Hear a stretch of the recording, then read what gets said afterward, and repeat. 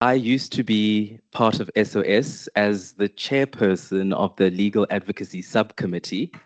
And how I joined SOS was a very interesting story. I was a student in Justine Limpert-Law's class, a master's student, and in the media law course that she, ran partly, we used to have debates, and the debates really centered around self-regulation. I just thought we should do away with self-regulation, and Justine was really on the opposite side. And eventually, she just extended an invite to the entire class, but I felt like she was indirectly talking to me. You know, when you're a student and you're writing an exam and your lecturer is just walking up and down, reads what you're writing and says, read the question carefully. You really sort of know that you're on the wrong path. So she invited students to join SOS as volunteers, and I did. And I thought I would just sit in the back and sort of learn about, the issues in the sector. And that didn't happen. I was rocking and rolling with Uyanda and Justine because the legal subcommittee is really the engine of SOS. So whether we were writing submissions, we were making PIA requests, we were just doing everything and very quickly. It actually felt like we were building the plane while it was on the runway. And one of the things that I observed when I joined SOS, this is what, 2022 or 2021, I said to Justine, I feel like everybody's working in silos. The regulators are doing their own thing. The NGOs are doing their own thing. The commercial broadcasters, public broadcasters doing its own thing. I mean, how are we headed in the same direction when people are working in silos? But what I think has certainly happened in the last couple of months, and I will take it back to last year, October, where the DCDT hosted a policy colloquium. And then the Parliamentary Portfolio Committee hosted, I think it was early this year, a roundtable on the possible regulation of podcasts. And this very summit, what I've noticed is that everybody is in one room and it seems like we're starting to sing from the same hymn sheet. So that's very encouraging. So thank you very much for being here. I'm seeing honorable members of the Parliamentary Portfolio Committee. I'm seeing lots of people that I used to work with at SOS, Moxie, the NABs here, and many other people that I'll obviously get to know throughout the day.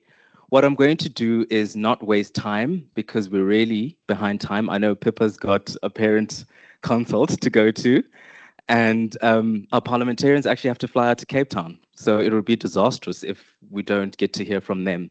So just housekeeping rules. I think everybody would have seen the bathrooms. They're just outside the foyer. Wi-Fi password. Uyanda's given me the Wi-Fi password. I've got it here. So it's Weber Guest, and then the password is all small letters and one word, Weber Wenzel. Weber Wenzel. Is that how we say it, Odwa? Weber Wenzel. That's exactly what I said.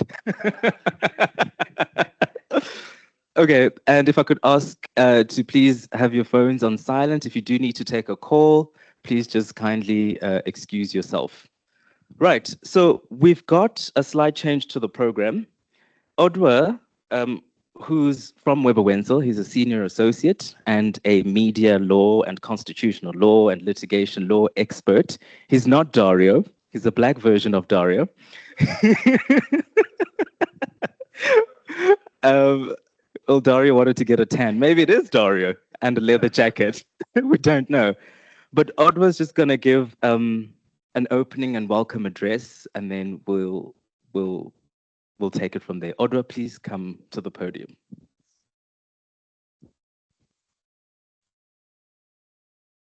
Thank you, everyone. Program Director, Kgothatso, the Honorable Chairperson of the Portfolio Committee on Communications and Digital Technologies in her absence, and also the members of the committee, distinguished speakers, honored guests, colleagues, ladies and gentlemen, good morning. On behalf of Weber Wenzel, it is my pleasure to welcome you to our offices for the summit on the future of public interest television broadcasting in South Africa. We are delighted to host such a diverse group of leaders and stakeholders from Parliament, government, regulators, broadcasters, civil society, academia, and the industry at large. Your presence reflects a shared commitment to addressing some of the most important questions facing South Africa's communication media landscape. The broadcasting sector is experiencing profound transformation. Advances in technology, changing audience behavior, digital platforms, and evolving policy frameworks are shaping how South Africans access information, education, entertainment, and public interest content. These changes present significant opportunities, but they also raise complex legal, regulatory, and policy questions that require thoughtful engagement and collaborative solutions.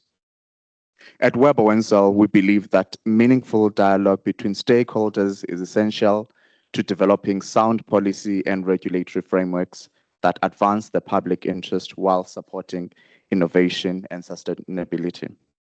We are therefore pleased to provide a space of today's conversation and commend the SOS Coalition for convening this timely and important summit. I encourage everyone to participate actively, engage openly with different perspectives, and contribute towards practical recommendations that will help shape the future of public interest television broadcasting in South Africa. Thank you once again for joining us. I wish you a productive and engaging summit. Thank you.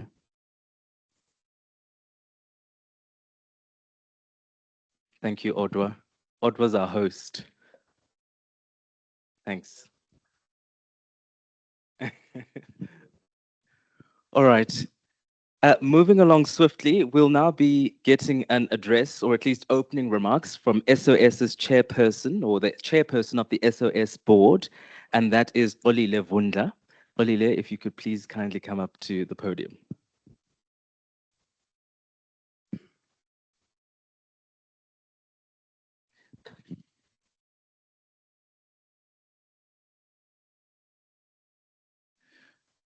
Program Director, distinguished guests, representatives of government and parliament, regulators, broadcasters, community media, civil society organizations, digital platforms, industry stakeholders, members of the media, and colleagues.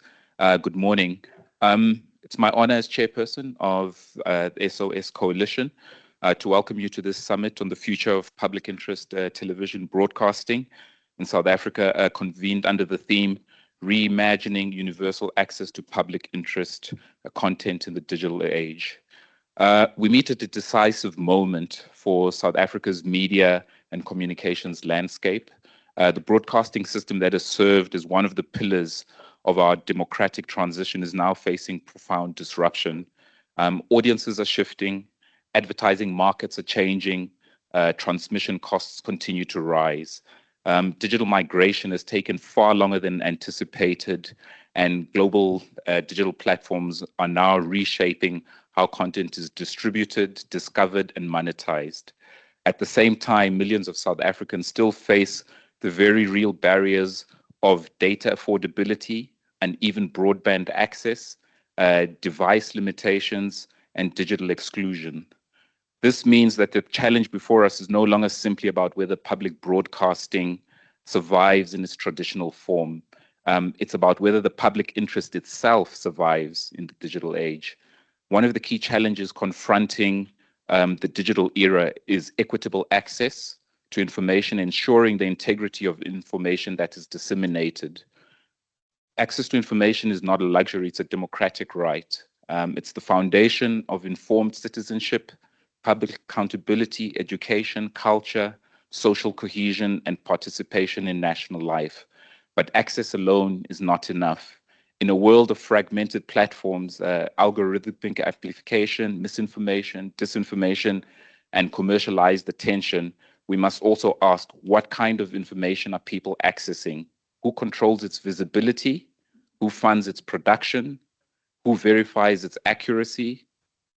And whose voices are excluded? And how do we ensure that the public interest content remains trusted, accessible, and relevant to all South Africans? For SOS, this summit is therefore not merely a broadcasting conversation. It's a democracy conversation. It's a development conversation. It's a digital inclusion conversation. It's a question of whether South Africa can build a media and communications ecosystem that is fair, sustainable, diverse, and rooted in public interest. I believe we know the diagnosis. We know that free-to-air television audiences are under pressure. We know that the public, commercial, and community media face sustainability challenges. We know that digital migration has exposed deep policy and implementation weaknesses. We know that many households remain vulnerable to exclusion. We know that broadband access remains uneven and unaffordable for far too many. We know that global platforms now exercise significant influence over local content markets, public discourse, and advertising revenue. The purpose of today is therefore to move beyond diagnosis. We are here to ask what must be done now. How should universal access be defined in a converged environment where people receive content through television, mobile phones, broadband, satellite, streaming services, and social media platforms? What thresholds must be met before analog switch-off can be considered fair and responsible? What role should DTT, DTH, broadband, mobile networks, and emerging technology such as 5G broadcasting play in the future distribution mix? How do we protect vulnerable households from being left behind?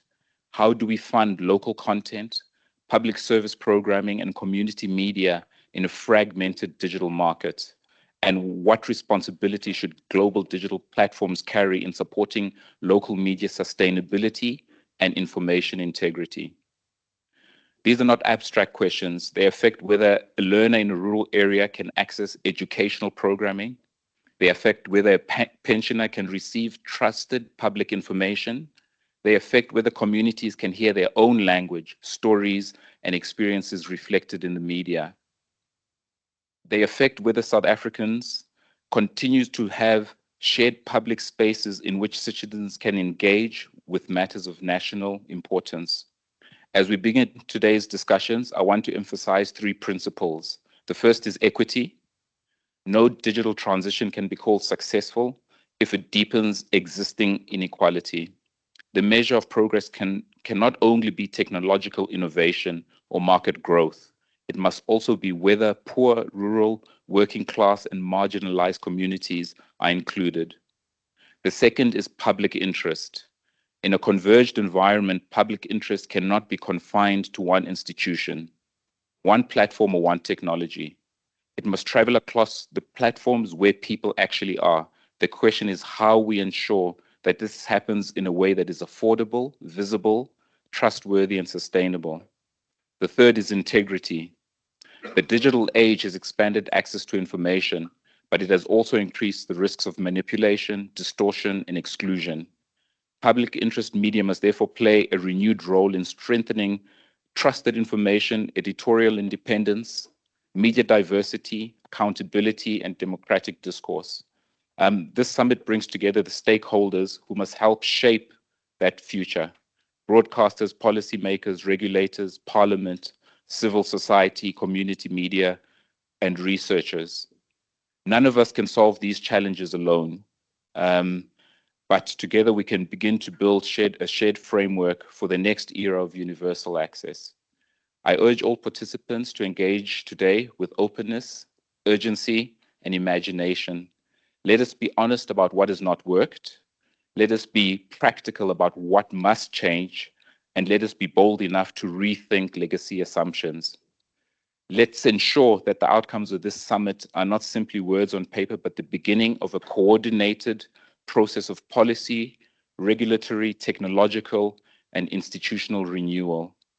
Our task is to ensure that every South African, regardless of income, geography, language, or platform, can access reliable, diverse, and meaningful public interest content. That is the democratic promise we must defend in the digital age. On behalf of the SOS Support Public Broadcasting Coalition, I thank you for being here. I welcome your contributions, and I look forward to a constructive, solution-focused summit that helps us collectively reimagine universal access to public interest content and services for South Africa. Thank you.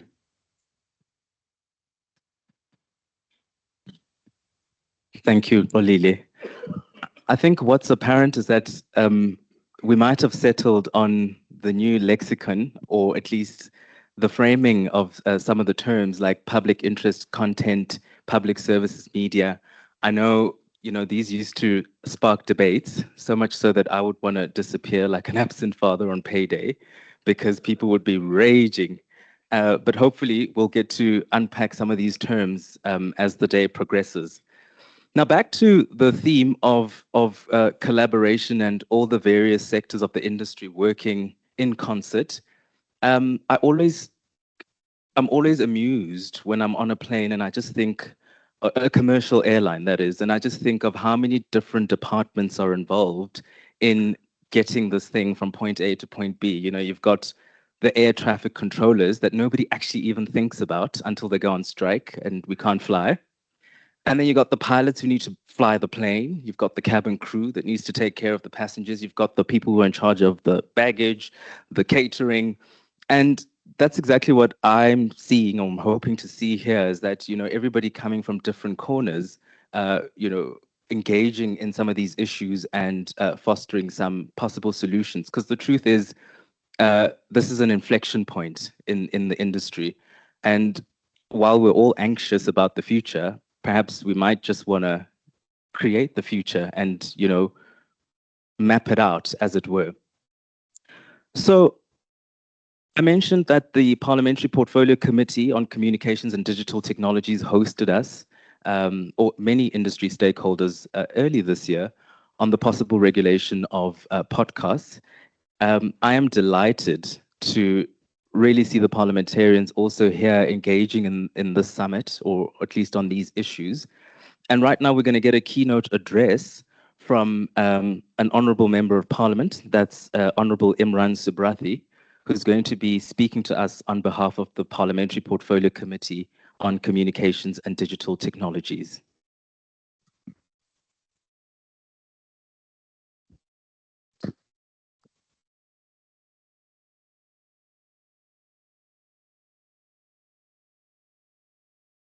Program Director, honorable members of the Portfolio Committee on Communications and Digital Technologies, members of the SOS Support Public Broadcasting Coalition, led by your chairperson, Mr. Xolile Vundla, representatives from the public broadcaster, the regulator, industry, civil society, and distinguished guests.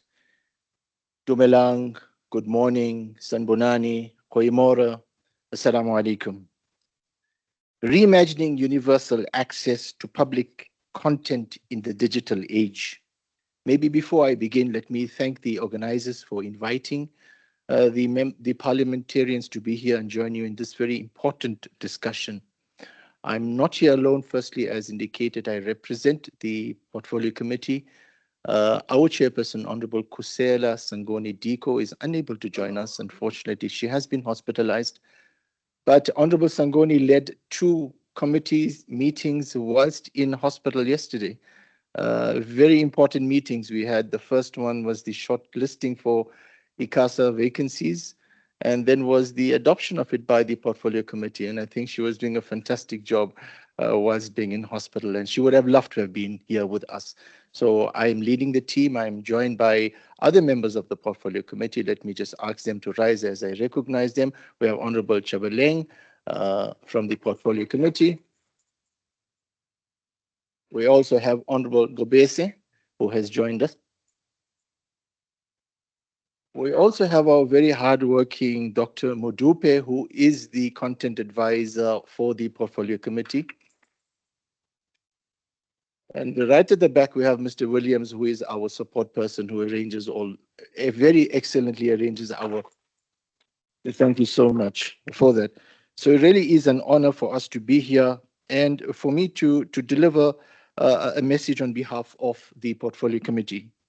Colleagues, reimagining universal access to public interest content in the digital age.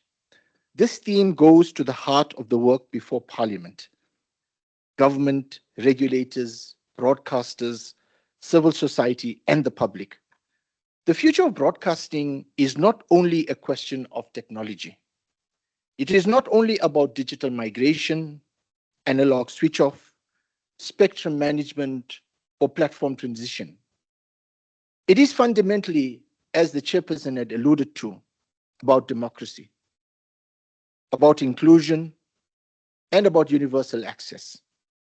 We must ask whether every person in South Africa, regardless of their income, regardless of where they stay, their geography, regardless of their language, their disability, their age, their device or platform, can access credible, educational, informative, locally grounded, and culturally relevant public interest content.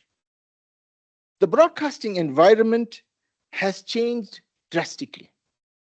Audiences now consume content through free-to-air television, through radio, subscription services, mobile phones, streaming platforms, podcasts, social media, and video sharing services.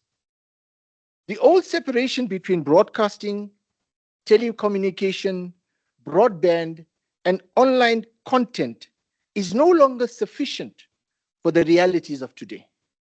This is why, colleagues, universal access must now mean more than signal coverage. It must include affordability. It must include device access, data access, broadband availability, disability inclusion, language diversity, and the discoverability of trusted public interest content in a crowded digital environment. This is the context in which we must approach digital migration and analog switch off. Digital migration was mainly intended to modernize broadcasting, improve spectrum efficiency, expand content diversity, and strengthen access to public interest programming. However, colleagues, its implementation has been affected by delays, affordability, concerns, litigation, early policy uncertainty, and difficulties in categorizing and reaching indigent households. Analog switch off must therefore never be treated as a narrow technical migration. It must instead be measured against whether it expands access or leaves vulnerable households behind. Public interest broadcasting remains essential to our democracy. It provides credible news, election information, educational programming, local stories, language diversity, cultural expression, and social cohesion. In an era of misinformation, of disinformation, of artificial intelligence, and algorithm-driven content, trusted public service media is not less important. It is more important. The question before us, therefore, is not whether public interest broadcasting still matters. The question is how it must evolve, how it must be funded, how it must be regulated, and how it must reach audiences across both traditional and digital platforms. The South African Broadcasting Corporation, SABC, remains central to this national conversation. Part of the mandate of the public broadcaster is to inform, educate, and entertain, to support local content, to serve all official languages, to reach rural and urban communities, to cover events of national importance, and to compete in a market where local and global digital platforms do not carry the same public service obligations. Our committee's engagements with the public broadcaster and the departments have confirmed that the current funding model of the public broadcaster has not kept pace with changes in technology, audience behavior, advertising markets, and content distribution. Television license compliance remains weak, advertising revenue is under pressure, infrastructure requires investment, and the public mandate carries real costs. Colleagues, when that mandate is not adequately funded, commercial revenue that should support innovation, that should support technology, content, and competitiveness is redirected to subsidizing public service obligations. That is why the debate must not be reduced to whether SABC needs another bailout. The real issue is whether South Africa has a modern, adequate, independent, transparent, and sustainable funding model for public service media, which will ensure that the public mandate is carried out by the SABC. The ideal model should seek to protect editorial independence, recognize the cost of the public mandate, and ensure that the burden placed on citizens is fair, it's affordable, and it's equitable. That is why, colleagues, the current South African Broadcasting Corporation SOC Limited bill before this committee is of critical importance. The bill is not merely an administrative amendment. It is part of the broader attempt to position SABC as a public service broadcasting institution in the digital era. It seeks to modernize the legislative framework, to address governance matters, to clarify the public and commercial mandates, and to create a basis for a new funding model to be developed by the Minister of Communications and Digital Technologies in consultation with the Minister of Finance. As the committee, we are processing this bill with the seriousness it deserves. The committee must ensure it does not create uncertainty, but provides a clear and credible path for the future of the public broadcaster. We must test whether the separation between the public service mandate and commercial activities is sufficiently clear. We must consider whether the governance arrangements support stability and accountability. Most importantly, colleagues, we must ensure that the funding provisions do not leave the future of the public mandate unresolved.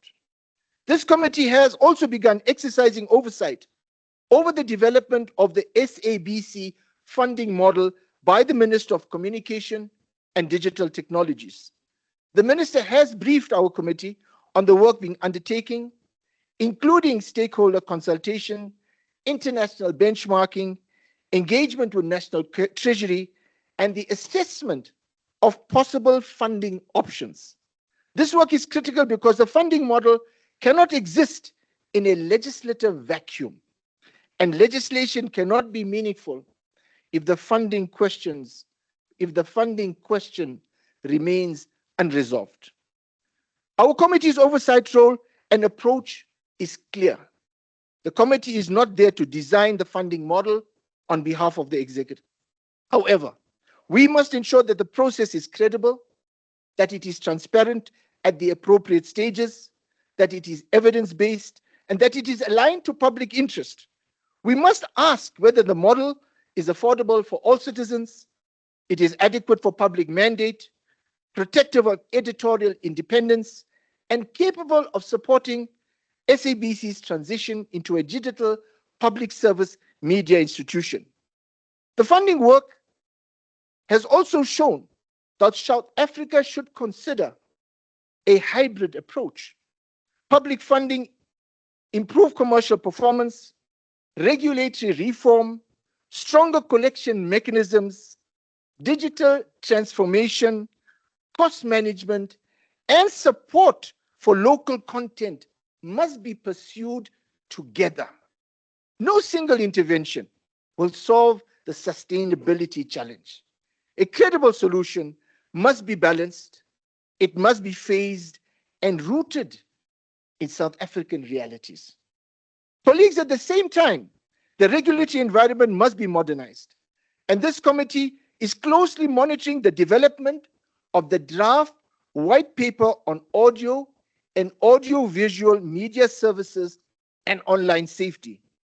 This policy process is important because it seeks to address the very issues now confronting the broadcasting and online media ecosystem, convergence between broadcasting and digital platforms, platform accountability, online harms, protection of children, regulatory parity, fair competition, discoverability of public interest content, support for South African content, and the continued importance of free-to-air broadcasting for households that cannot afford subscription or data-heavy services.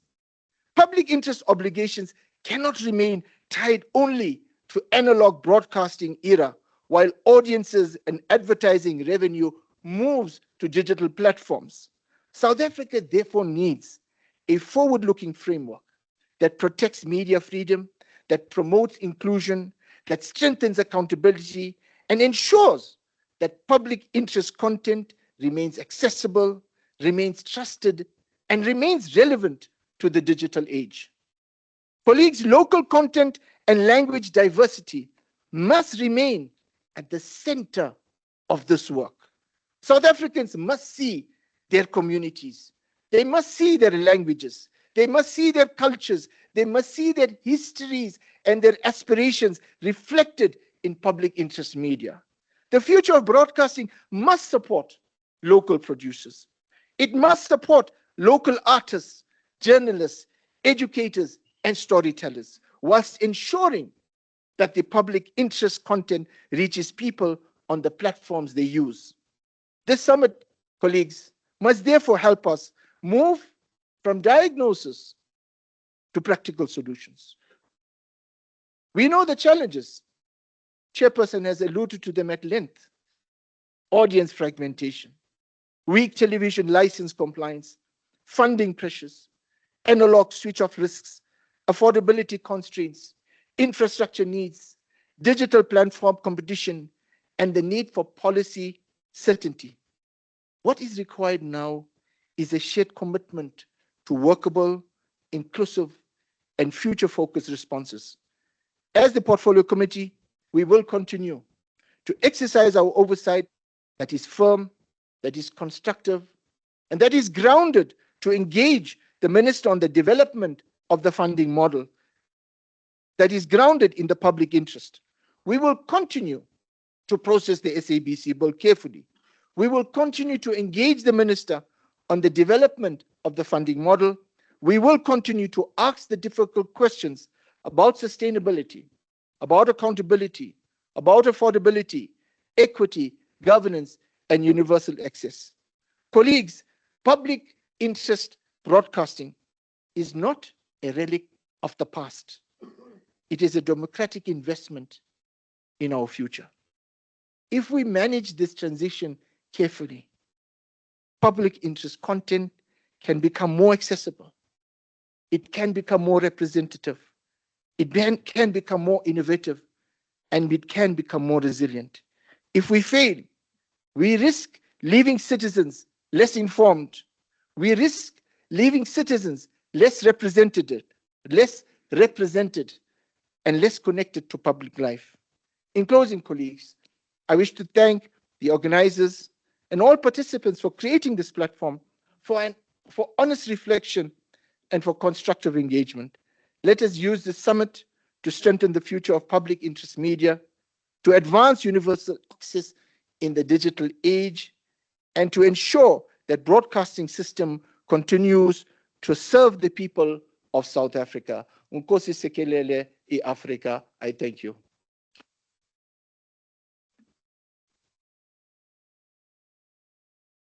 Thank you, Honorable Subrathi. You've touched on two big issues, namely the audiovisual white paper. I feel like I'm neglecting people who are sitting on this side of the room.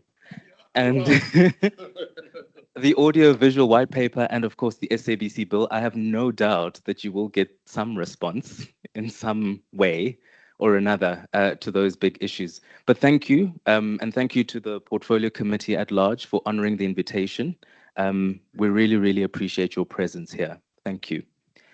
So how the rest of the day is going to work is the day is literally, or the program is split into three. And the first component is literally how did we get here?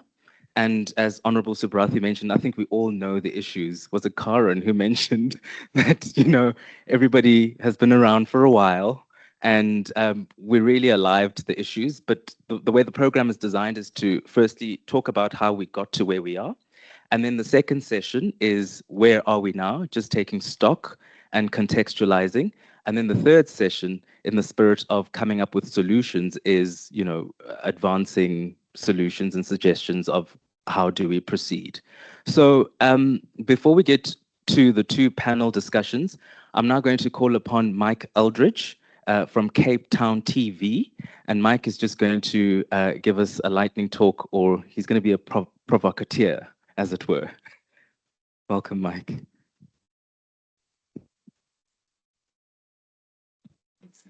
Do you understand behind the table?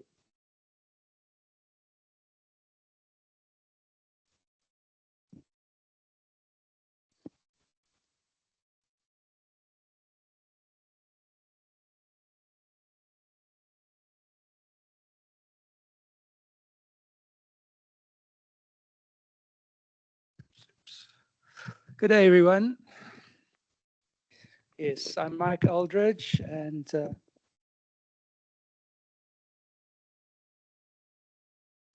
yes, I'm the broadcast manager at Cape Town TV, and yeah, I've been involved with the community TV sector for the past 30 years. It's a fair amount of time. So I'm just going to, this is supposed to be a lightning talk, so I'm going to whip through this as quickly as possible. I'm sure everybody here is very familiar with the whole history, so this is really more about reminding people of the key moments, and I'll throw in some of my own commentary along the way.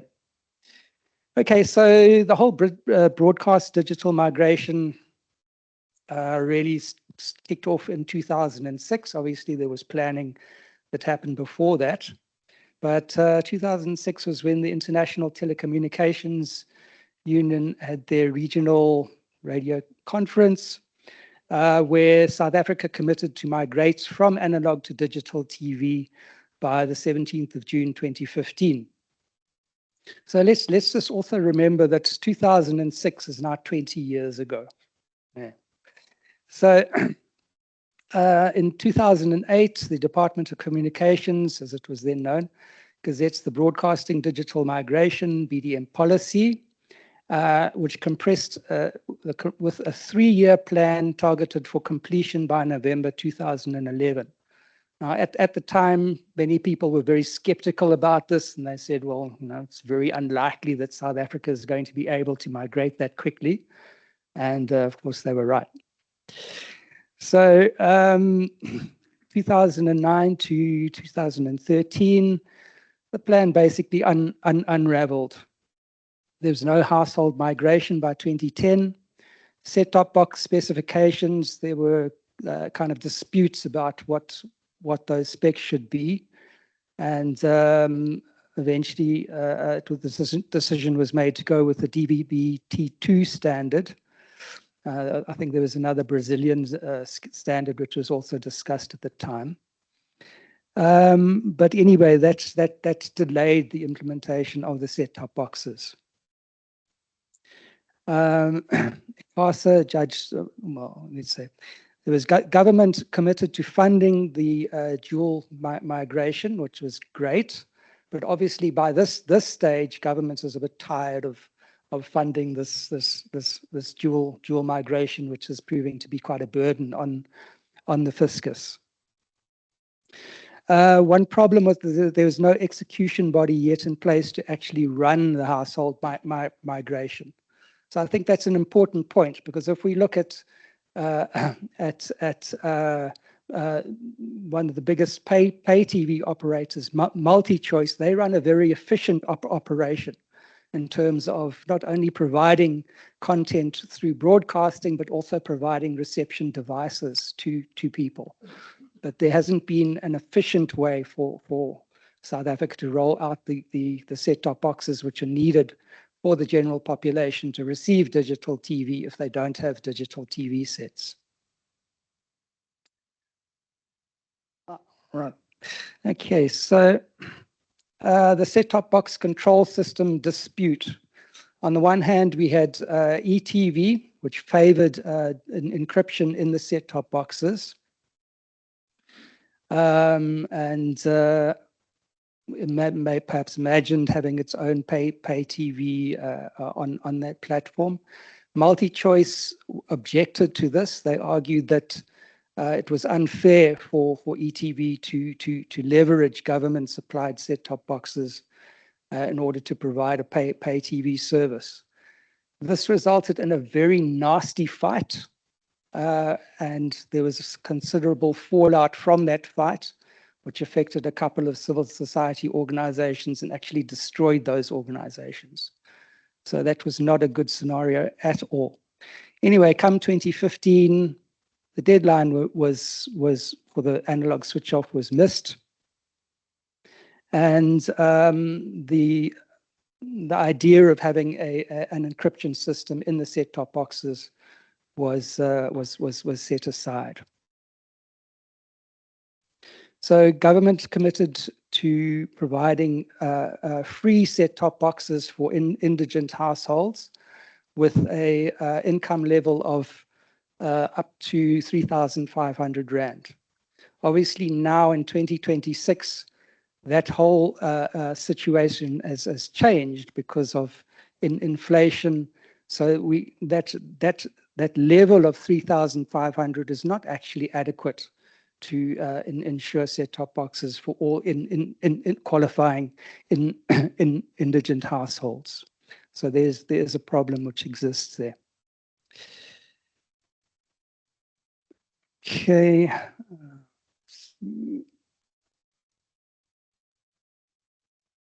Here we go. So phased rollout and repeated slippage.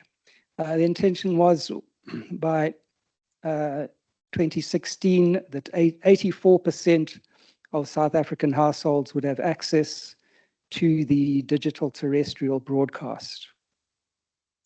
However, there was no firm switch-off date for many years. There were other problems. The Department of Communications was restructured. Self-imposed targets were missed because of a slow set-top box rollout. Again, we have to look at why did that happen? Why was there nobody driving that rollout of set-top boxes? Why was nobody like the SABC really pushing for people to take up digital broadcast reception? And there was a succession of ministers which disrupted the continuity of overall oversight.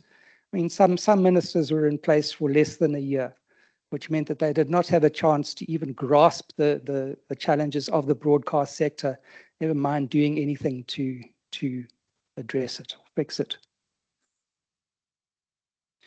Okay, so the first real disputes then emerged in 2022. So government attempted a phased analog switch off from 2021 to early 22, starting with the Free State and Northwest, where SABCs then switched off their analog transmitters while ETV maintained theirs. And ETV, Media Monitoring Africa, and the SOS Coalition, our hosts at this conference, had to sue government in order to halt that analog switch-off, which was a very good thing, because they argued that this STB rollout is far behind schedule, and that was only for the indigent households. So please also remember that there are many other households, poor households, who do not qualify for those free set-top boxes, who then are in the position of having to look to buying their own set-top box, which is not very available in the market, or buying a new digital TV set, which is really not affordable for many millions of people in this country. So anyway, the High Court ruled that that the analog switch off had to be deferred to June 2022 with outstanding STB installations ordered completed by that date. And of course, those STB installations were not completed by the date. So the minister set a new date, but completion slipped again, and several provinces remain on analog into 2023, and even now, of course. So the principle that was established was that the switch-off cannot proceed without regard to households left without television access. Principle tested again at another court case in 2025. I must just mention that I was very happy to hear the Honourable Member of the Portfolio Committee situating public interest broadcasting in the context of democracy and maintaining our democracy. And I think that's a key principle which we must all bear in mind in this discussions today. Now it's doing something there. No. Sorry, folks. Where are we?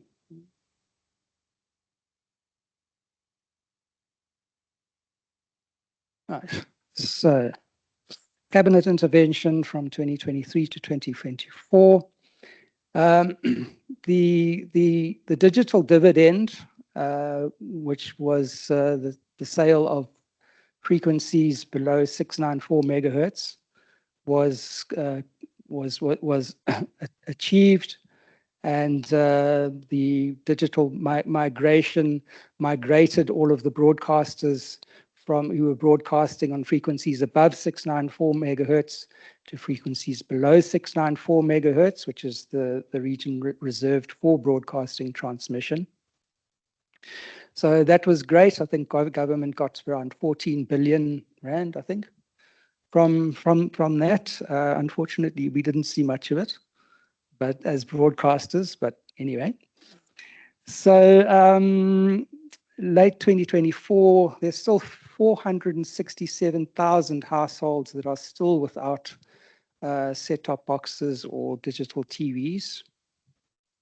That's a massive number of people. I think we actually had a bit of a fight with the then Minister of Communications, who misinterpreted that number, and you know, we were talking about the millions of people affected and not just households. And she disputed that. But anyway, so there were transmitters that were switched off in 2024. And if we look at a figure, the total spend to date, the cumulative costs of dual illumination, 1.23 billion, according to this figure. That's a lot of money which has been invested in it. And I think, you know, it's incumbent on us now to make sure that that money does not go to waste. So Cabinet backs the extension to March 2025 for the analog switch off, citing fiscal pressure. And again in 2025, ETV, MMA, and SOS went to court to prevent the analog switch off. Again, arguing that there had been not only not enough or insufficient rollout of STBs, but also that there was inadequate consultation.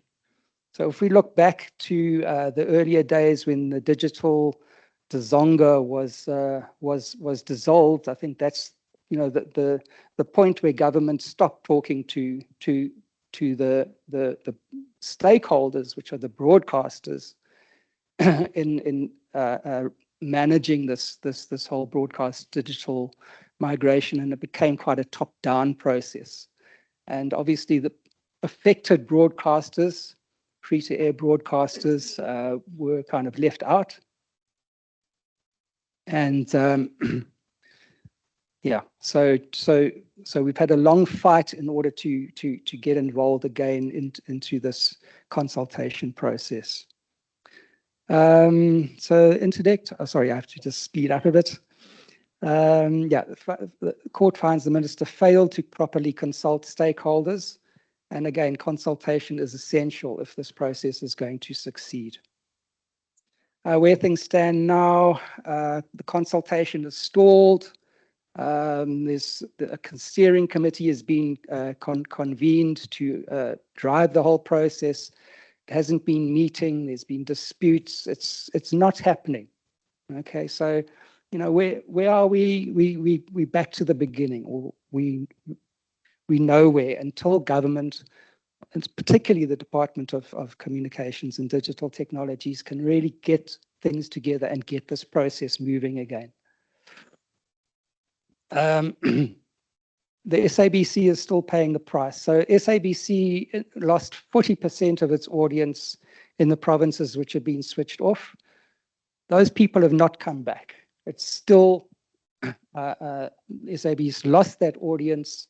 And if the analog switch off goes ahead prematurely, all of the free-to-air broadcasters are going to lose 30 to 40% of their audience, which is going to be disastrous. We can't afford that. So there has to be a better solution. Okay, I won't go into the other things. I will end off there. But yeah, hopefully I've kind of set the scene a little bit. Thank you very much. Thank you, Mike. And apologies, we're really just pressed for time. And I think perhaps we could just shave off some time for the next panel discussion, Uyanda, if we could just make it 45 minutes. Otherwise, we lose control of the summit, and then it becomes as disastrous as taking a sleeping tablet and a laxative at the same time. So I'm going to call Uyanda to then, maybe let me just call the panelists to come through, and then you can introduce the panelists. So we've got Dimitri Martinez. Dimitri, if you could please make your way. Philippa Rafferty, or Pippa, and of course, Tandy Smith from Moxie Africa. If you could kindly make your way to the stage. And Uyanda will be moderating this session. Uyanda, if we could just stick to 45 minutes, please. And then I'll hand over to you. Yes.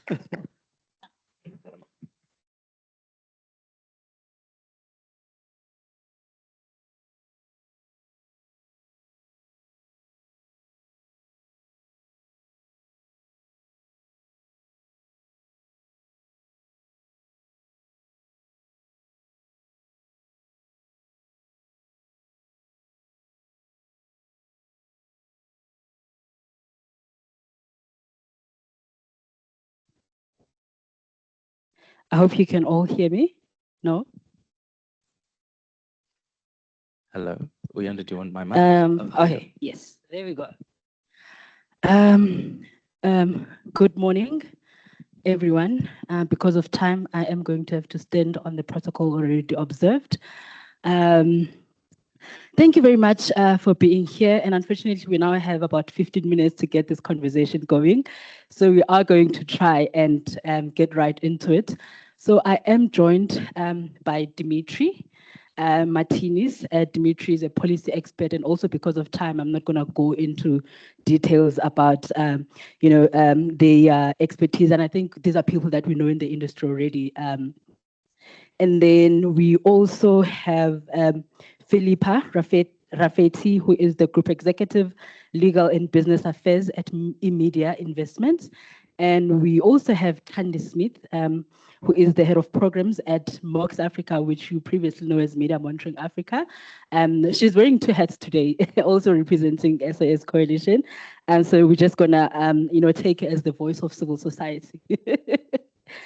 All right, so I think Mike has laid a foundation, and given us some context for this particular discussion. And what we really want to do with this session is to just unpack the digital migration. I know that he's already done that, but I think it's really important for us, if we're going to be talking about solutions, to really understand the extent of the digital migration, especially from individuals that are impacted by the digital migration process and that have really been involved, in the process, throughout. And many of you in the room as well have also been involved in many discussions. I mean, 20 years later, we're still having these discussions about the digital migration. I'm hoping that after this conversation, then we can start moving towards practical steps that are going to ensure that South Africa eventually, does, migrate and leaves no one behind. as per the government slogan, right? Yeah, so I'm going to start with you, Dimitri, because you've been monitoring this process from the onset, right? So you kind of understand how it started, and Michael has also laid a foundation, regarding that. But I mean, I think there are, what he was pointing to as some of the failures were mostly implementation failures, right? Are there any policy failures that have led to this particular process not being a success? And are there maybe any particular implementation, failures that you want to highlight that you think were the biggest contributors to the delay?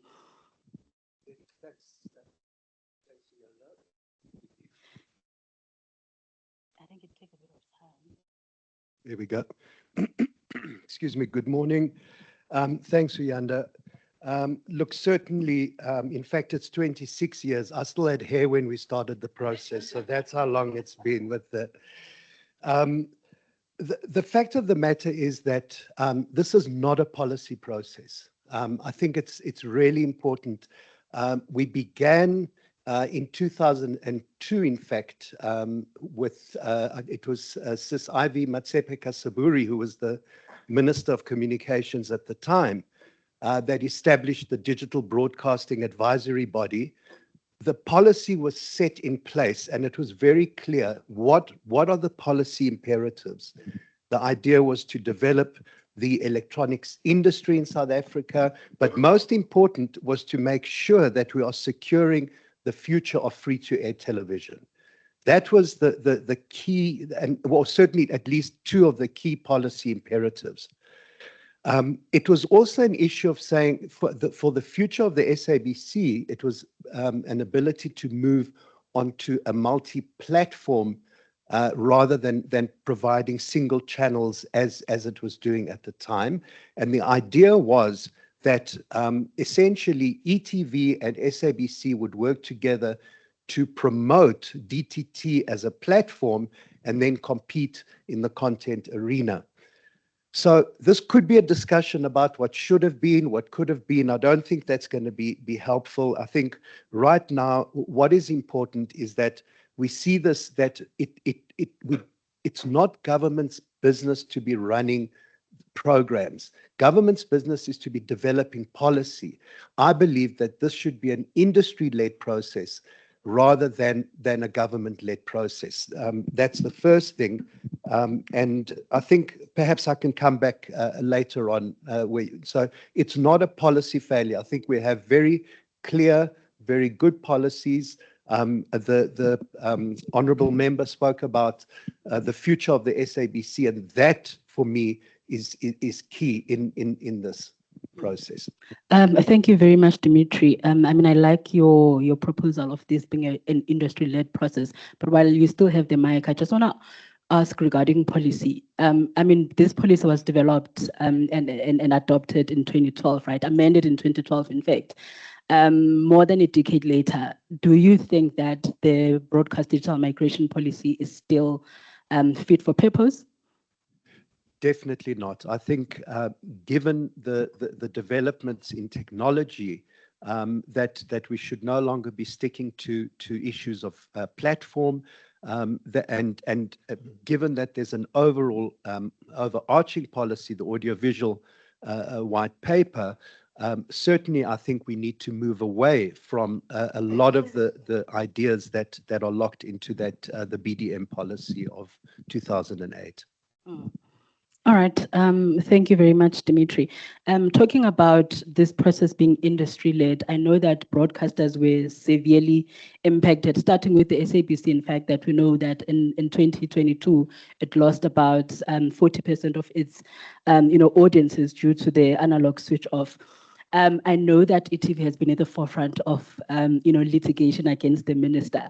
I'm really interested in understanding exactly why, as ETV, you had to litigate.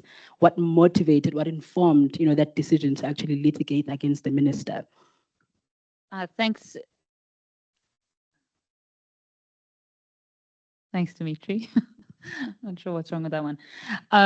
Thanks, everyone, for having us here. I think it was really, really important to us. ETV is the only commercial free-to-air broadcaster in South Africa. And so as in that vein, we are the only broadcaster who relies really only on advertising. And that's our lifeblood. We don't get subscription revenue. We don't get any government funding at all.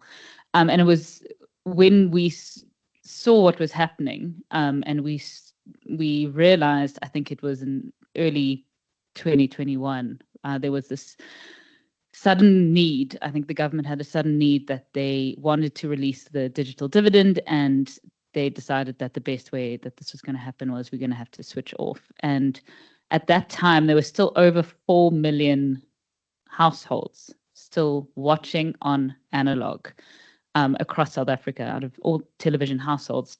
And of that percentage, there was over 30%. It was close to 40% of our audience, ETV's audience, which accessed ETV via analog, which is an incredible number, actually, if you think about it.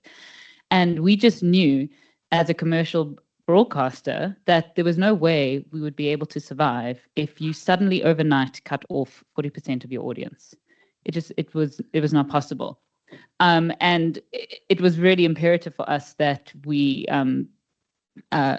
challenged it. And I think as ETV, it's always felt a little bit like a David and Goliath battle for us. We're very small in comparison to some of the other broadcasters, but we've always punched above our weight. And so where we feel that decisions that come across, are arbitrary or irrational, we're going to challenge them. And we feel it was very important in this situation to do that for the survival of our business, but also very importantly because freedom of expression includes the access to information, and we cannot just cut off 4 million households from access to information. No, thank you for that. And in fact, I think that your litigation didn't really only represent ETV, but a lot of broadcasters also benefited from it who might not necessarily have the resources and the strength, to take that battle on. But I also know that, Moxie Africa as well as SOS were parties to that litigation. And I think, Tani, if you can also just come into the conversation and just talk about why it was important for these two civil society organizations to join the litigation and to also frame your arguments as a human rights and a constitutional matter, because I think a lot of criticism for ETV was coming from a point of it's a commercially driven litigation, but then I think the having civil society being parties kind of changed the narrative a bit. Thanks. Hello. Okay. All right. Thanks very much, Oyanda. Before I get into that, I just wanted to read a quote very quickly, and I'll explain what this is. So the quote I'm referencing says that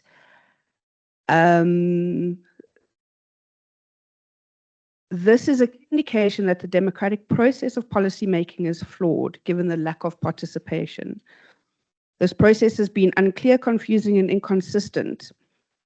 The South African context is not a reflection of the ideal state of media and democracy. This is a quote taken from my master's thesis that I wrote in 2010.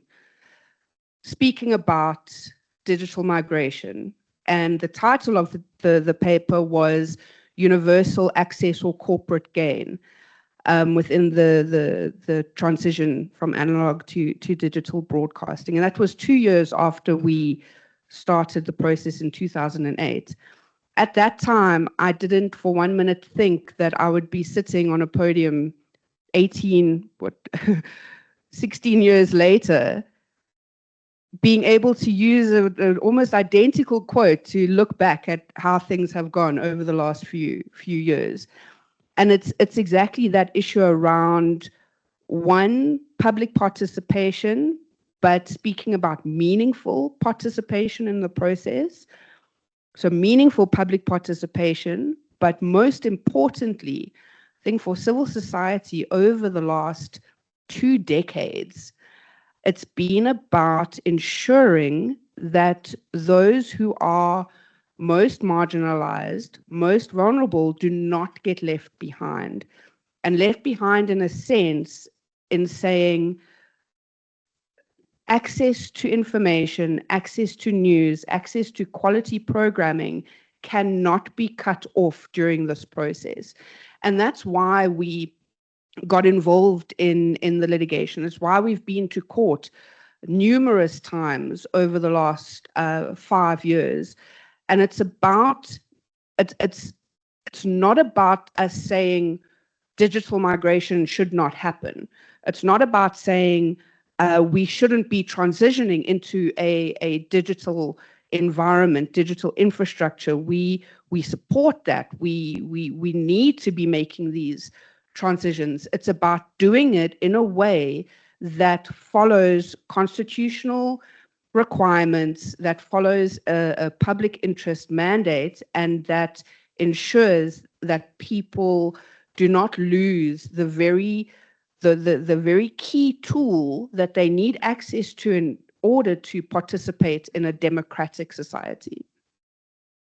Yeah, thank you, Thandi. I think access to information is critical, right? Especially in the times that we live in of the rise of digital platforms, that are flooded by mis and disinformation. So we do need people to have access to credible information that they can rely on and that they can actually, use to make informed decisions.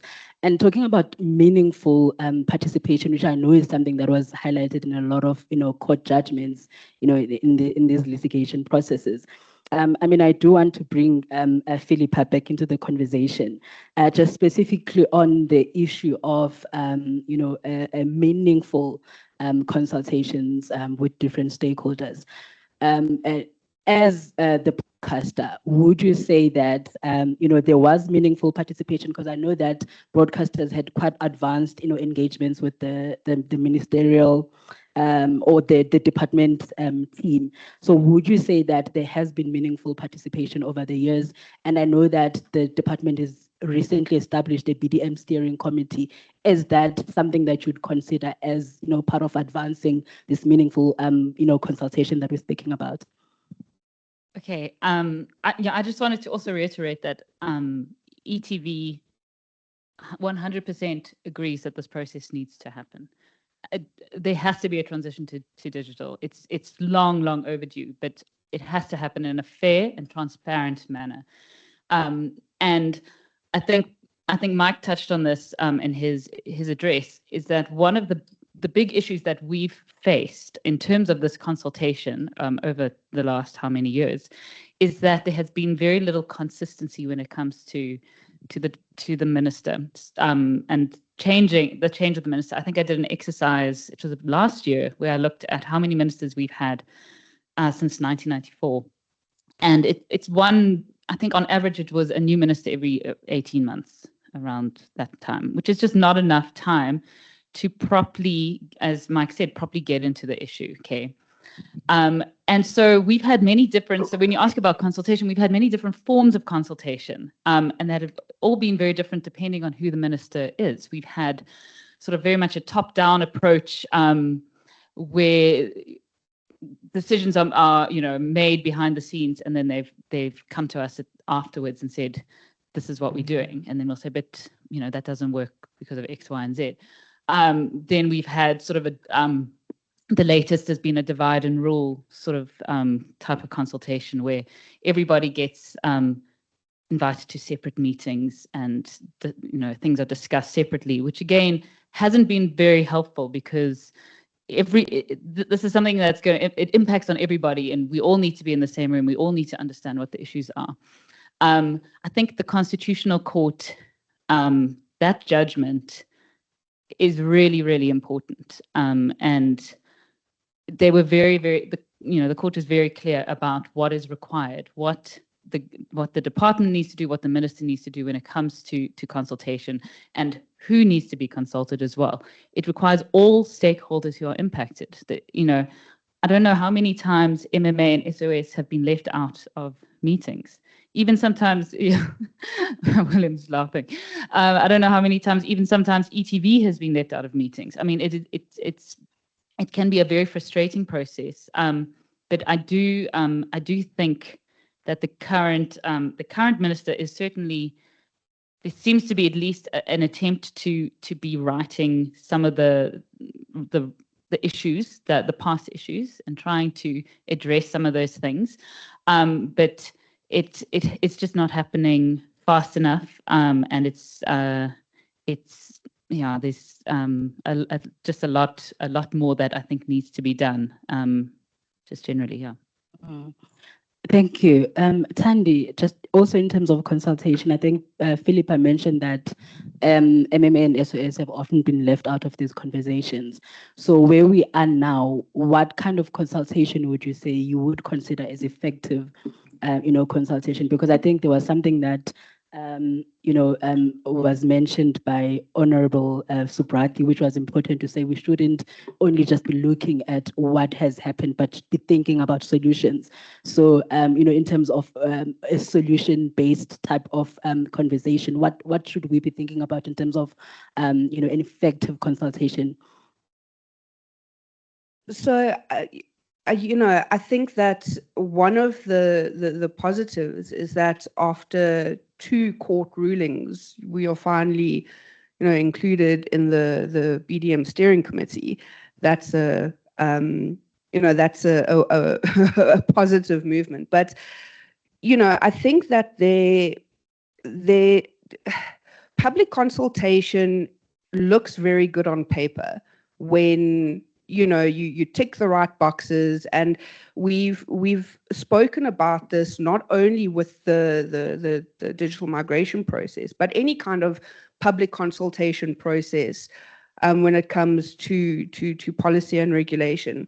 Public consultation process means nothing if there's not meaningful engagement with stakeholders where recommendations and submissions are taken seriously and adopted to the extent that is reasonable. It's one thing to have talk shops, and what I'm saying isn't anything new. I think we all in this room know that it's one thing to hold public consultations on various issues, but it's another thing to hold regular, meaningful public consultations where, again, submissions, ideas, and engagements are taken and adopted, and a way forward is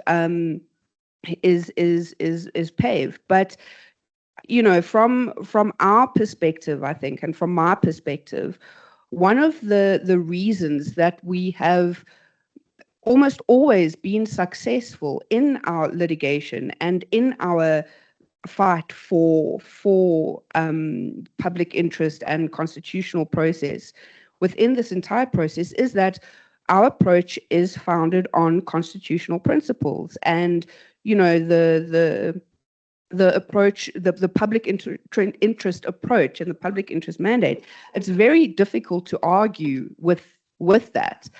And so it's about, again, just going back to the issue of understanding what meaningful consultation is, and not letting politics get in the way of pushing people out or being left out because you don't want them in the room because of political agendas that are driving conversations.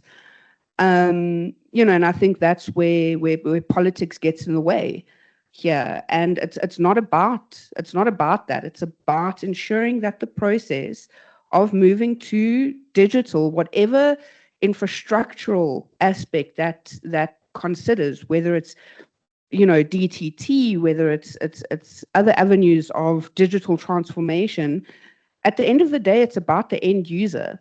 And that's, I think, what often gets forgotten. We politicize these issues far too much. And one of the issues, in fact, that would have been put on the table had there been meaningful consultation, I think 20 years back, would have been the issue of the missing middle.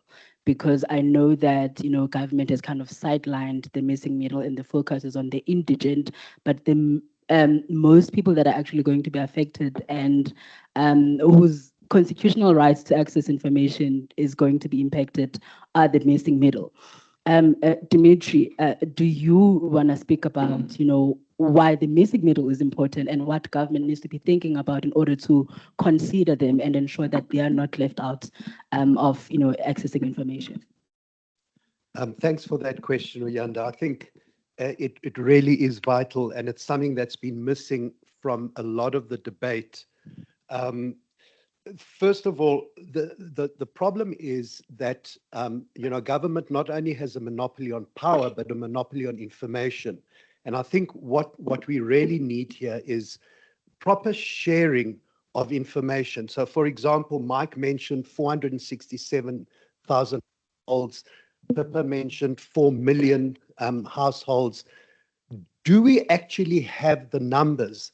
Is government making those figures available to the portfolio committee, for example, as they exercise their oversight role? So that, do we know what we're talking about?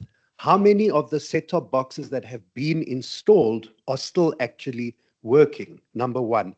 Number two, the issue that we've spoken about, the missing middle, that was really a figure of 3,500 Rand was set back in 2008. And that was considered, you know, sort of below the poverty line. 20 years later, that is a very different figure. So you said, do we need a revision? Those are the sorts of things that a policy review would include. Unfortunately, we don't have the information that would normally come from the Broadcast Research Council, the BRC, which is the body responsible for doing audience, what do we call it? Audience information measurement on behalf of the industry. So the last figures that we got were the 4.5 million. What has happened, unfortunately, is that the department, and for me, it's not about ministers, it's about a strong administration. That's what we need. It's ministers come and go, as we've seen. What we need is a strong administration that's going to carry this program forward into the next 10 years. Now, what we've seen is, by a sleight of hand, instead of referring to the 4.5 million TV households, the government is now referring to those that registered for a set-top box. And they're saying, oh, well, we've reached 84% of those who registered. But that's not the 4.5 million TV households.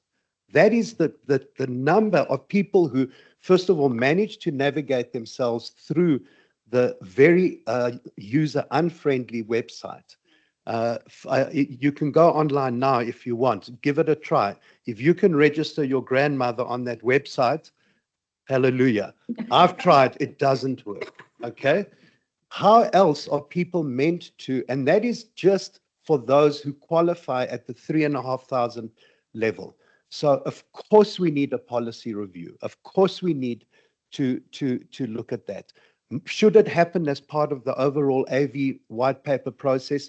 Definitely not. It needs to be an accelerated process, because we've seen now with the shift to online, young people, for example, are just simply saying, well, you know, we're not wasting our time with television. We're just going directly online, but it's not a replacement. This is a complement to free-to-air television. We need free-to-air television for democracy.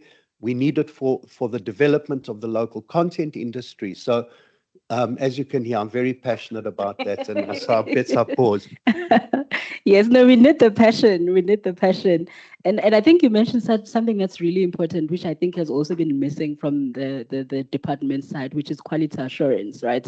Because some of these set-top boxes that have been installed are actually not functioning. Some of them, stopped functioning as soon as the installer left. So that's also, quite problematic, and it affects the stats that we actually receive from government. And also the variation of stats makes it very difficult to actually hold government accountable accountable and know exactly how many people still need to be connected. But I think also regarding the registration process that you mentioned, there's also another issue. The online registration, I think it was a great, a step forward, but there's also issues of internet access. So some people are still not able to register because of where they are situated. And we know that post offices, also closed. Many of them actually closed, which then prohibited people from rural areas to be able to register. So there's all these issues that we need to also talk about and ensure that we try and come up with solutions for them. But I think one other important issue that you mentioned was parliamentary oversight. And I want us to take advantage of the fact that we've got members of parliament in this room. And I'll start with you, Dimitri, going that way to say, what are some of the things that Parliament needs to keep in mind when they're holding the department accountable and exercising that oversight? What are some of the things that they need to be, really on the lookout for? Because I think from the civil society and the broadcasting and the industry point of view, there are things that we've been crying about and hoping for an opportunity where we can say this is what Parliament needs to be doing in order to ensure, acceleration of this particular program. Thanks. I think that is a very important question, and certainly I would start with the question of data.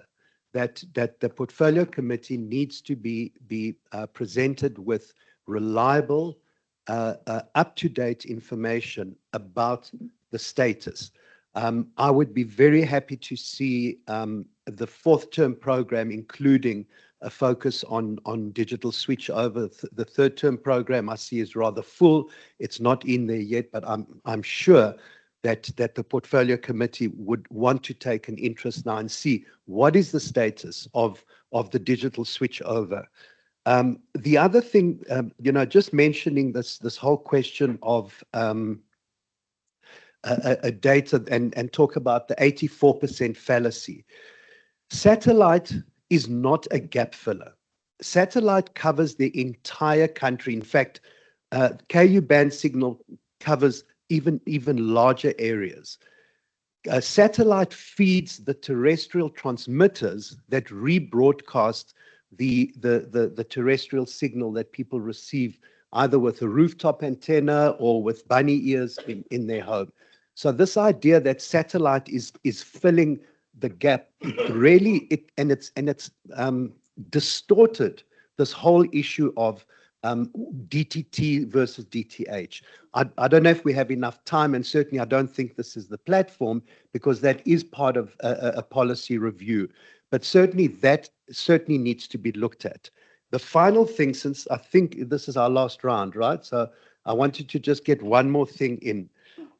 We haven't finished with DTT, and yet ICASA has already now launched the process for digital radio. And I'm saying, yes, hallelujah, digital radio at some point is going to come into the mix. In the late 2000s, we started with the digital TV switch over. We're here now. In July 2020, the DOC published the policy direction on digital radio. In April 2021, ICASA published regulations on digital radio. And last month, they've called for representatives to sit on an technical advisory group on digital radio. Now, that all sounds fantastic on paper, but we don't have digital handsets in the country. We have cars that are enabled for digital radio. But, really what I'm saying, are we just developing policy and regulations so that we can go to the portfolio committee and say, look, this is what we've done. This is our performance. And actually, we're not delivering for the population. Yes, please go ahead. If you can try and be quick so that we can squeeze in the conversation around DTH, DTT, I think it's important. I just wanted to say, I think, Dimitri, everything you said was just spot on. I agree with you 100%. I think this idea that, and I think, Joanna, you mentioned it before, no one gets left behind. That was always the tagline, no one gets left behind. And then suddenly it became, no one who's registered, no indigent person is left behind, and then it's no one who's actually registered gets left behind. And so the circle just gets smaller and smaller and smaller as to what the government's obligations actually are. And I think my question, if I was on the portfolio committee and I was addressing the department, would be to say, who is being left behind? Who now is actually being left behind because of the very narrow way that you have defined who you are obliged to provide a set-top box to? Because there are still going to be, genuinely, there will still be millions of people. There's the indigent people who don't qualify for a set-top box, but on top of them, this idea of the missing middle. So there's that. And then I think the second thing, very quickly, is just I just want to I feel like it's quite important to express that at least from eMedia's perspective, there is no urgency currently to switch off. I think there's been this narrative created that we have to switch off. We've got international obligations. We are required to do it. We're years behind, and that's all of those things are true. But we've missed the deadline. It's been over 10 years now. As broadcasters, we all went out of our way to make sure that we got out of the bands above 694 megahertz so that the digital dividend could be released and could be used. And there's currently no urgency for the spectrum below 694 to be used by anyone but broadcasters. It's reserved for broadcasters, at least until 2032 at this point. And we don't see why the government needs to rush into any kind of switch off prematurely, which is going to impact people and leave people behind. And I think that's just something to keep in mind going forward. Thanks. I'm not going to repeat what my fellow panelists have already said. I think it's all really great points that I agree with. But I think just to reiterate and sort of leave the conversation with another quote, and this is a quote from the recent High Court judgment in 2025 around the premature switch off of analog signals.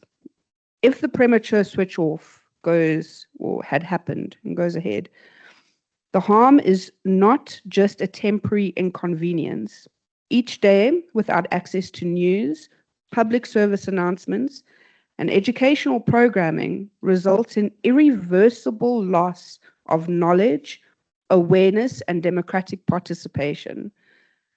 Now, that quote is from the judgments around switching off analog signals prematurely.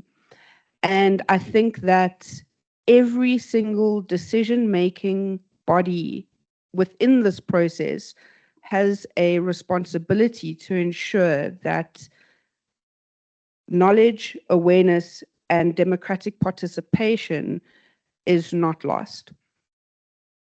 Thank you, Thandi. We are running out of time, but I just want to squeeze in one last question because I think it's important.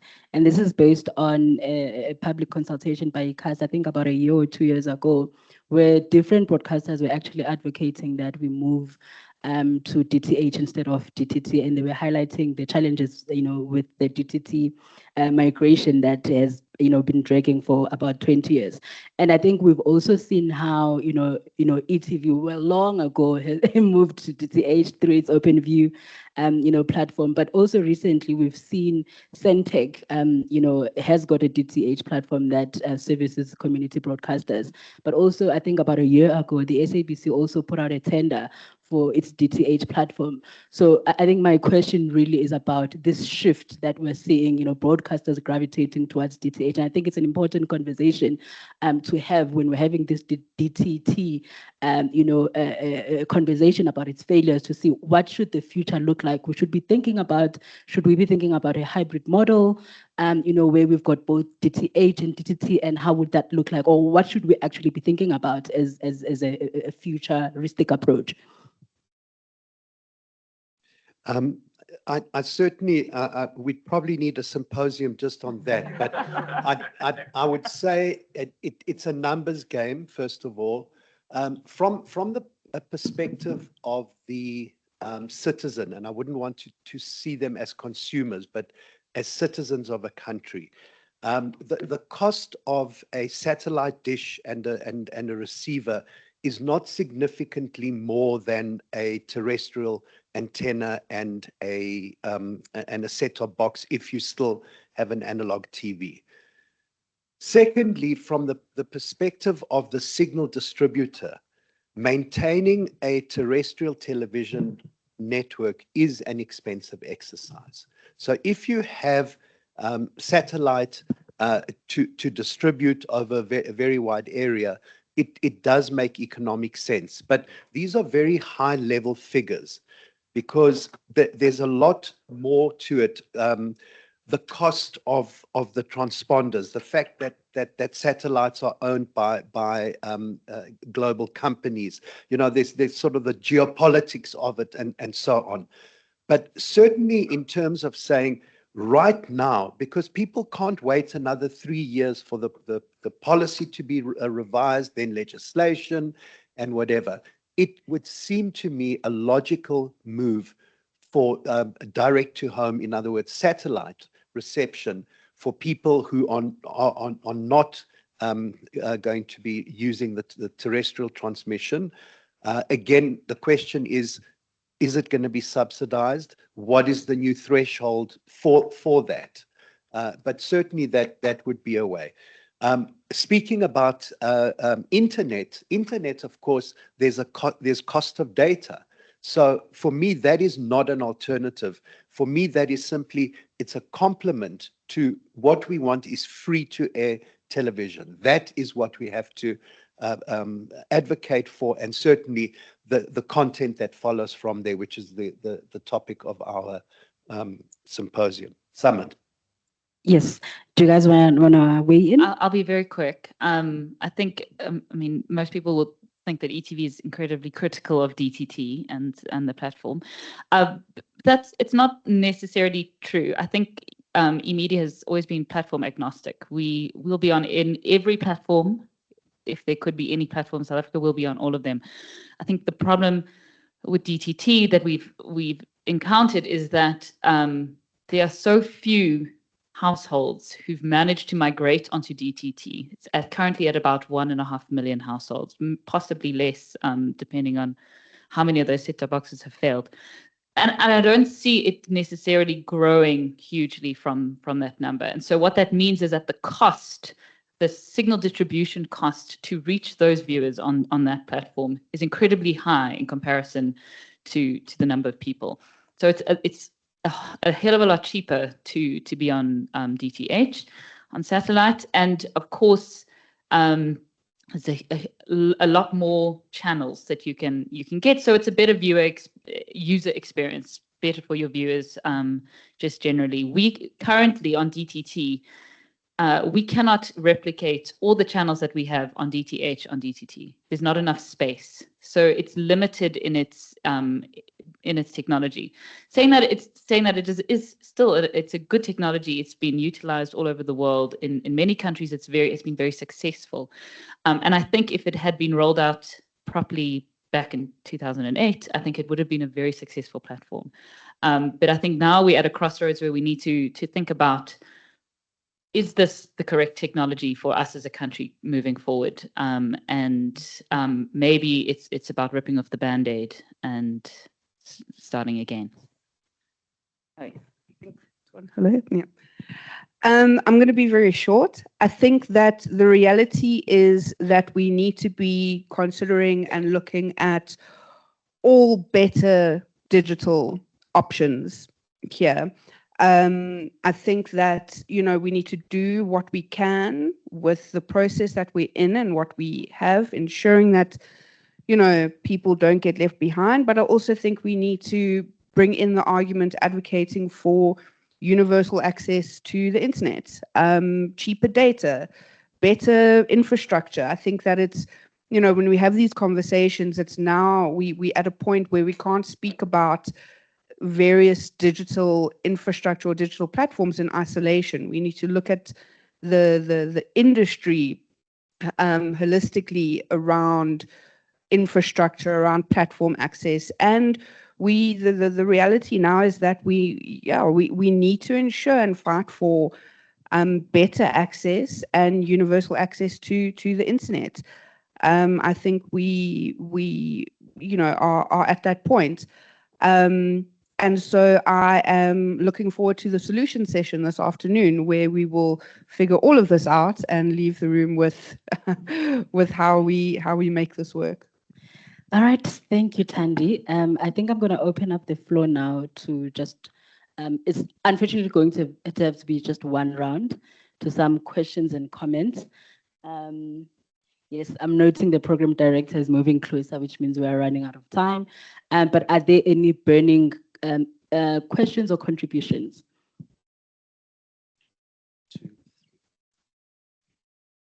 Hi, so my name is Moses from SEM. I think it's basically for ETV. In terms of ICASA regulations that limits you in terms of versus SABC and multi-choice, and now you're having, you've got now digital in terms of market, in terms of YouTube and everything else. They don't have any limitations compared to you by ICASA. And anyone can start anything that actually competes with you. And legally so, there's nothing that you can do. How has that impact, how has it affected you in terms of viewership and also in terms of revenue since you're free to air? And secondly is the issue of, I think you mentioned it, I think we've moved from DTT, we must move into free data. Because now you are free to air, but when you go on digital, you are not free. It costs people. So how has that, or how are you going to do that legally? Because you should be taking that legally to say that on digital platforms, you are not free to air, whereas on others we are. Thank you. Please hold that thought so that we we'll just take all the the round. Thanks. Mike is second. Oh, it's me. Okay. Yes, folks. Yes. So I think there's nobody can doubt that universal internet access is a good thing. Okay. But we have to bear in mind that the internet environment is very, very different to the broadcasting environment, and a broadcaster cannot survive just through internet and alone. Internet is not a substitute for broadcasting. Already in South Africa, there's around 85% internet penetration, because everybody, lots of people have smartphones. In the rural areas, it's only about 45%. And if you look at SABC Plus, it has around 2 million users who might occasionally at some stage or whatever watch SABC programs on SABC Plus. But if you look at a SABC program like Uzalo, it has 4 to 6 million viewers for that program alone. So the number of viewers watching one program exceeds the total number of people accessing SABC Plus. The revenue structure of broadcasting is very different to the revenue structure of the internet. So even though advertisers are moving their money onto the internet platforms, the amount of revenue that the broadcaster would receive from advertising on their internet distribution platform is vastly different to the revenues they receive from broadcasting. So we must just bear in mind that the internet access is not a substitute for broadcasting. What we have to concern ourselves with as broadcasters is the broadcasting environment. Thanks. Thank you very much. My name is Song Zomata from ICASA. This question is just directed to Dimitri. Dimitri, you mentioned that you will prefer an industry-led, DTT, and I was not quite sure what do you want that to be subsidized by government as it currently being done in terms of the current model. And also another question is that you advocate for DTH. I think when the question about the hybrid model, whereby the DTT, the DTH, and complemented by internet, given that the statistics indicate that internet connectivity is about 40% or 45%, you seem not to agree with the hybrid model. I just want to get your sense, what is it? And the last question is on digital radio.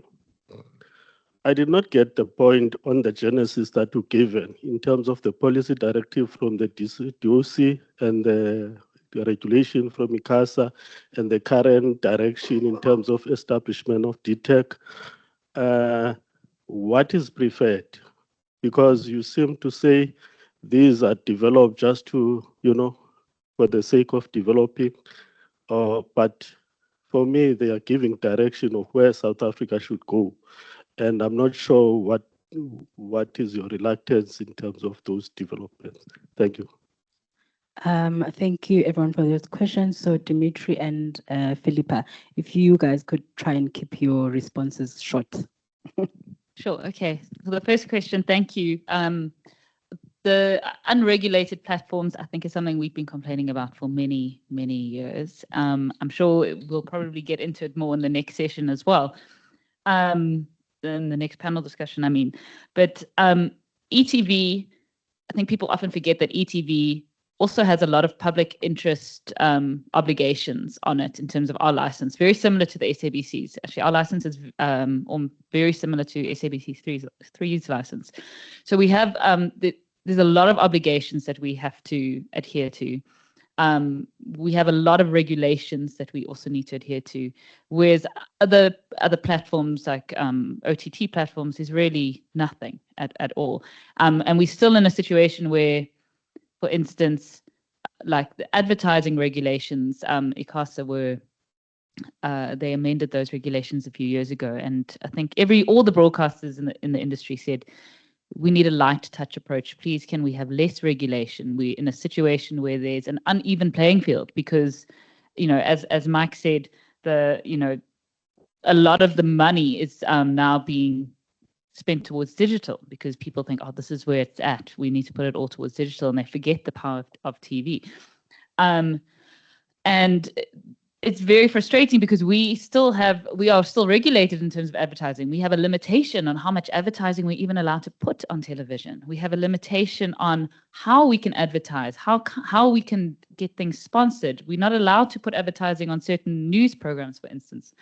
And it's all for very good reason, but then there are platforms who have absolutely none of that at all, and they can do really whatever they want, and the money flows out of the country. So it's been a frustrating conversation that we have again and again, and I hope that with the white paper coming through, hopefully, I say hopefully, we're all hopeful. We're all hopeful that is a situation that will change. And then I think you're talking about the free to air and digital. I think that is a conversation that needs to happen. I don't know who we need to get into the room to get that conversation going, but I agree with you. It's also something we often complain about, even in the context of multi-choice, where we say we're on your platform, but if somebody doesn't pay their subscription, they get cut off from all TV channels, even the free-to-air ones, even SABC and ETV. And is that fair in an environment where you've got a satellite dish, you've been digitally migrated, and now you cut off? So I would love to get the right people in the room to have that conversation. Thank you. Thanks, Philippa. I think there was a couple of questions for Dimitri as well. Yes, thanks for the questions. The industry-led, what I was saying in essence is that the policy process is done, the regulations are in place, etc. It's the industry, and when I say industry, we're talking about all three tiers of broadcasting and civil society, which represents the public. We had a Digital Zonga, which was a very effective multi-stakeholder body to make sure that there's coordination between the different people who are directly impacted and directly involved in the process. What has happened is that a lot of it has stalled because it's sitting within a government department whose job it isn't to run programs, to distribute set-top boxes, etc. So that's why I was what I was talking about there. And then in terms of the subsidy, that is government policy. It was set at 5 million set-top boxes at the time because it was the statistics showed that there was those were the households that were earning 3,500 or less, and therefore they would require a subsidy. Now, whether it's a subsidy for a DTT or a DTH receiver, it really doesn't matter. It should be platform agnostic, but certainly there is still going to be a requirement for that subsidy. And hence, I was saying these are the numbers that the portfolio committee, for example, can be asking for from government and say, well, tell us, can we still afford this? Have we budgeted for this, etc. In terms of digital radio, now, I certainly wasn't casting aspersions. I was saying that what we've done, it's 6 years ago, we had a policy direction and we've had a regulatory certainty. What we don't have is an addressable market. The industry itself has said we're not ready to move to digital radio because there aren't enough digital radio handsets in the country. Once that happens, and certainly the cost of digital radio handsets has come down considerably globally, and that'll be a fantastic new thing because it means we can achieve the other policy imperative, which is diversity of ownership, diversity of voice, licensing more players because we've run out of FM frequencies. So that was why, and all I was saying is, let's get digital TV sorted and digital radio will follow hopefully smoothly from there. All right. Thank you very much to my panelists. Unfortunately, Sandy, because of time, I'm not able to give you the mic anymore, but thank you very much for those very passionate contributions from my panelists.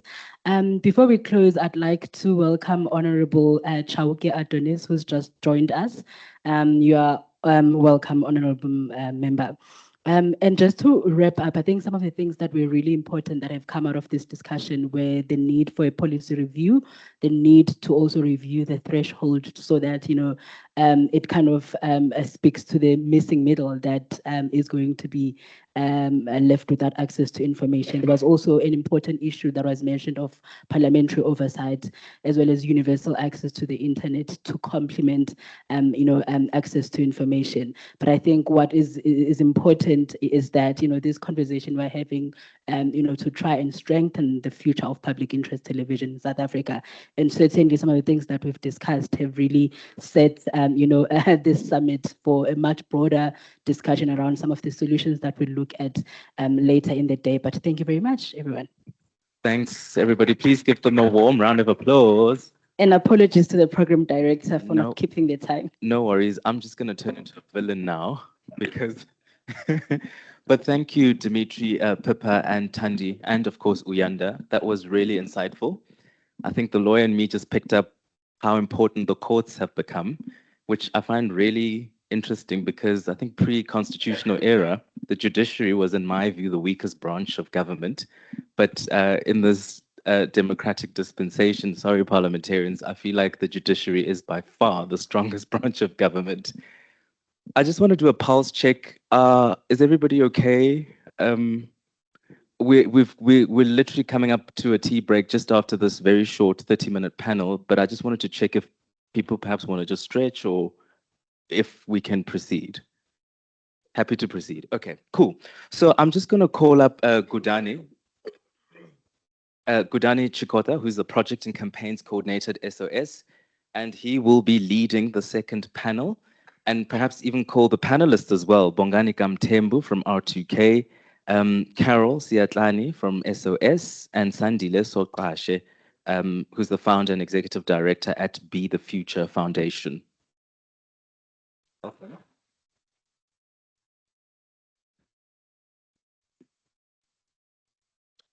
Oh, Siatlanyane. Sorry, Carol. Sorry, apologies. Okay, Gudani is fine. Okay, I'll hand over to Gudani, and I'm gonna be, please don't hate me, but I'm gonna be the villain just in the interest of time. I'm shaving off 5 minutes from the allocated 35 minutes. Gudani, over to you.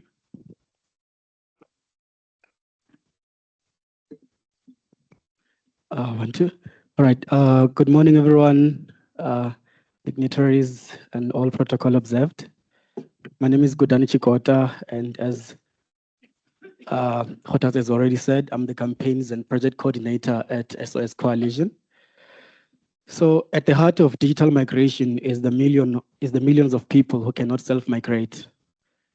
While the country has fought for a while now to try and bridge the gap between the rich and the poor, and to ensure that all people enjoy fundamental rights regardless of their social status.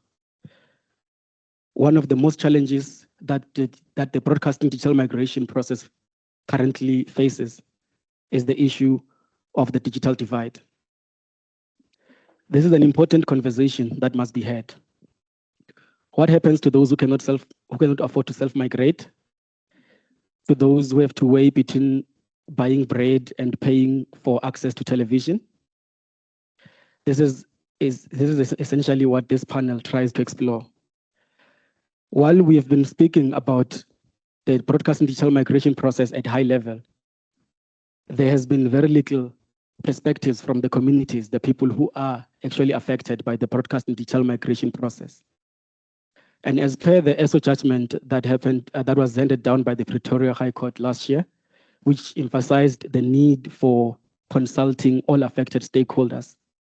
The SOS then undertook a campaign where we went into poor communities to do workshops in order to raise more awareness about the broadcasting digital migration process and the analog switch off. But we didn't just end there. We went further. We assisted communities with these STB registrations. And the panel today is here to share a bit of perspectives on that. So they will also just introduce themselves a bit and their occupations. Carol? Thank you, Gudani. I'm Carol Satlanyane, and I'm the Comms and Admin Officer at SOS. Thank you. Greetings to everyone. My name is Simon Ramapoputla. I'm from Workers World Media Production. I'm a LAMEC coordinator. Thank you.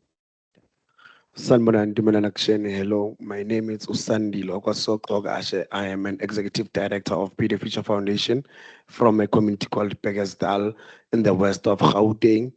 And yeah, I'll end there. All right, thank you. So as you can see, we have a broad, we've got broad perspectives. So we did workshops in Alexander Township. We did workshops in Sebokeng, in Bekkersdal. And then we also, in partnership with an organization called Alliance for Rural Democracy, convened workshops in Mpumalanga in 3 municipalities and Northwest in 3 municipalities.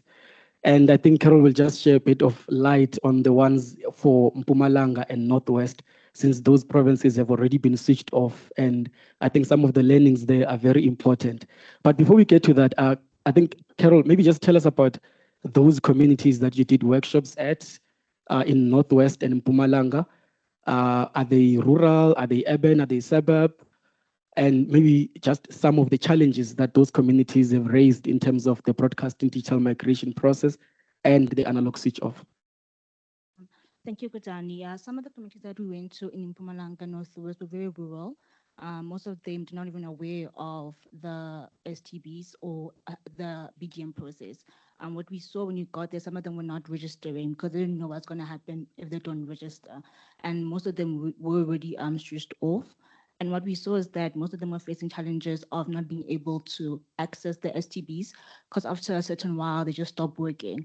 So they had problems with connectivity, and because they're so rural, they also had lower internet access. So we saw that most people were not able to access anything because of even internet access. Remember in one of the communities in Northwest, I told them we will come back, and they said, but if you come back, how will we register because we have no internet access? So most of them are facing such issues. Thank you. All right, thanks, Carol. So I think that's a great point that also speaks to one of the barriers of the broadcast and digital migration process, which is infrastructure. And a similar learning can also be drawn from the workshops that we did in Sebokeng, where communities were saying that we do not have electricity. So how are we going to migrate? Similar in Mpumalanga communities, you find communities that do not have network. So those are some of the barriers, but maybe Simon can also share some of the challenges that we faced in Alexander Township. No, thanks, Chair. In Alex, yes, it's the oldest township in the country, and it's struggle. I know there was much and much recently, but we'll discuss that when times allows us on.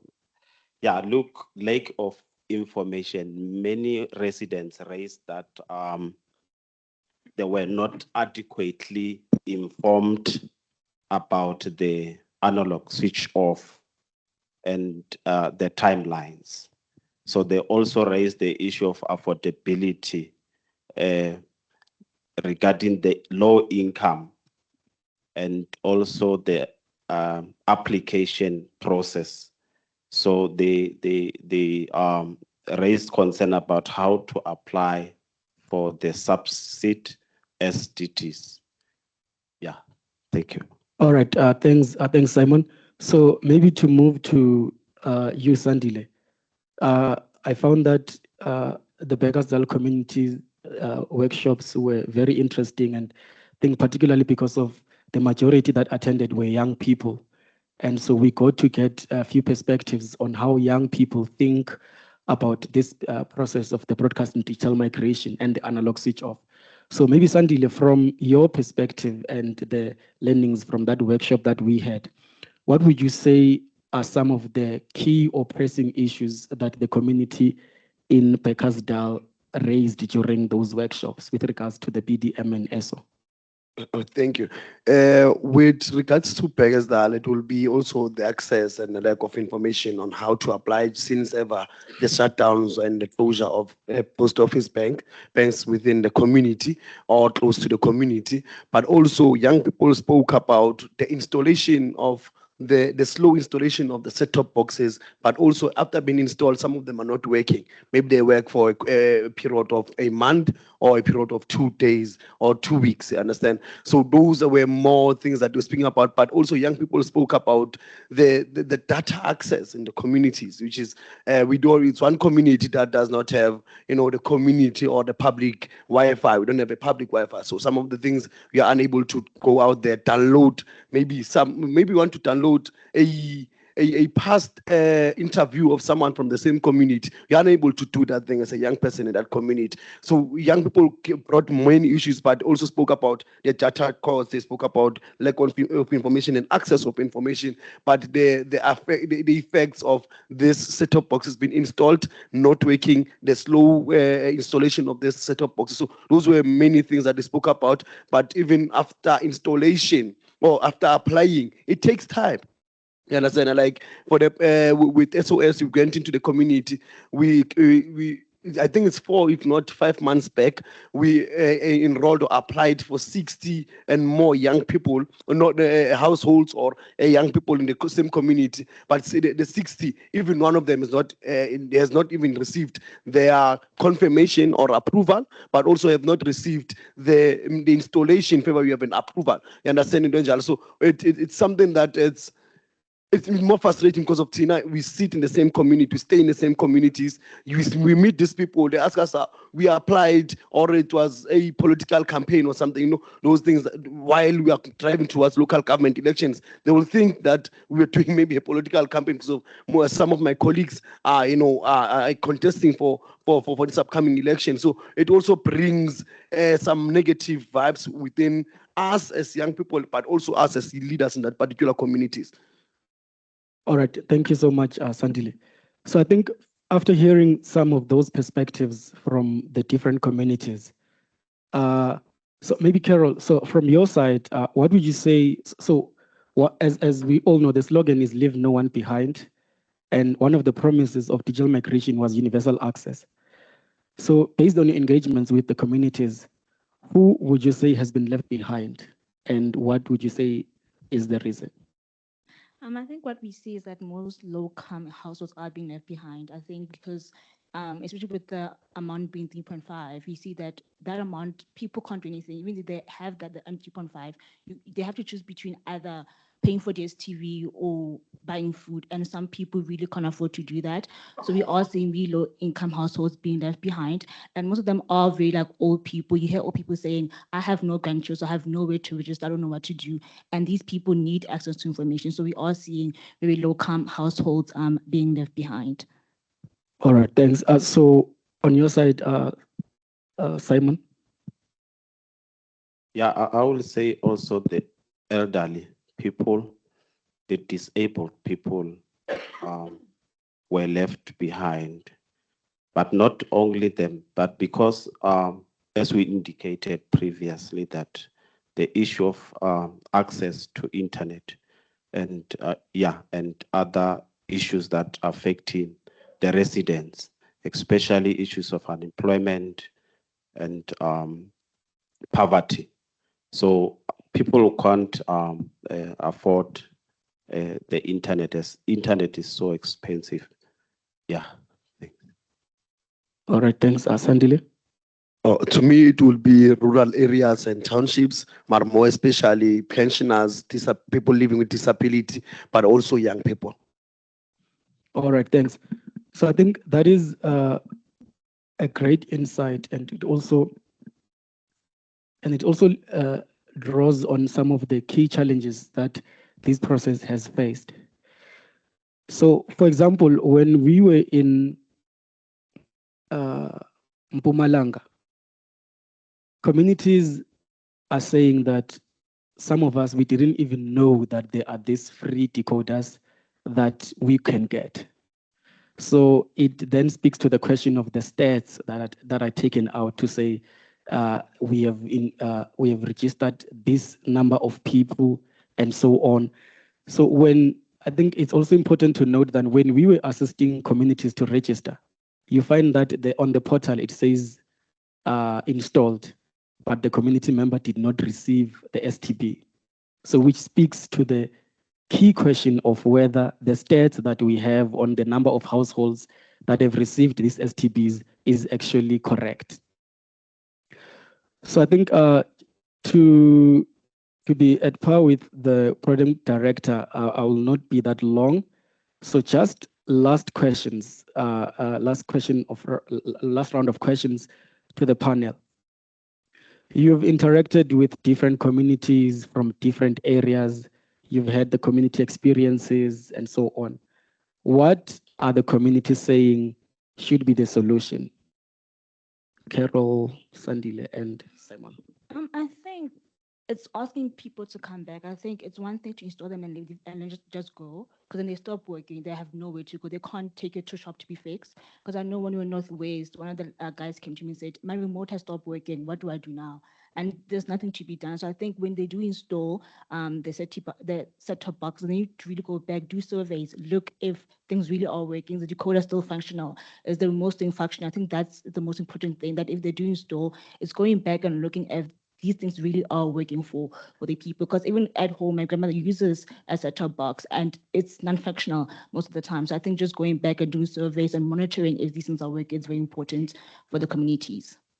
All right, thanks.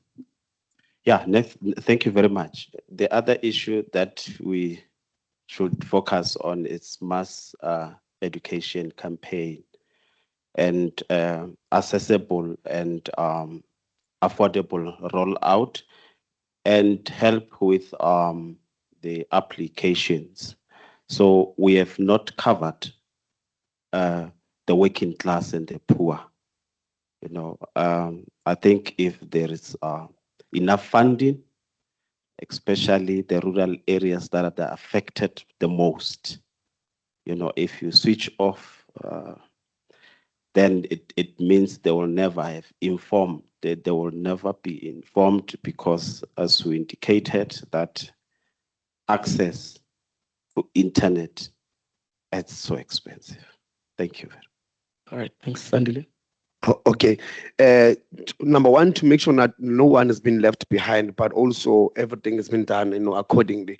We spoke about having a community-driven approach, which will have a door-to-door registration drive, where government, NGOs, youth volunteers should be doing house-to-house approach or and knock off to say we are here to come and assist pensioners, come and assist your people living with disability, also assisting young people to apply for the set-top box, but also to have maybe in most municipalities or all municipalities to have a community help desk where communities are able to go there and go get, maybe me as a young person, just go and get assistance to apply for that. But when we spoke about the slow installation, we then said, how about maybe the government train young people in different communities to be the installers of this particular set-top boxes? Let's say per community, we have 10 young people who are trained to go out there and install those things. So we had two options. One was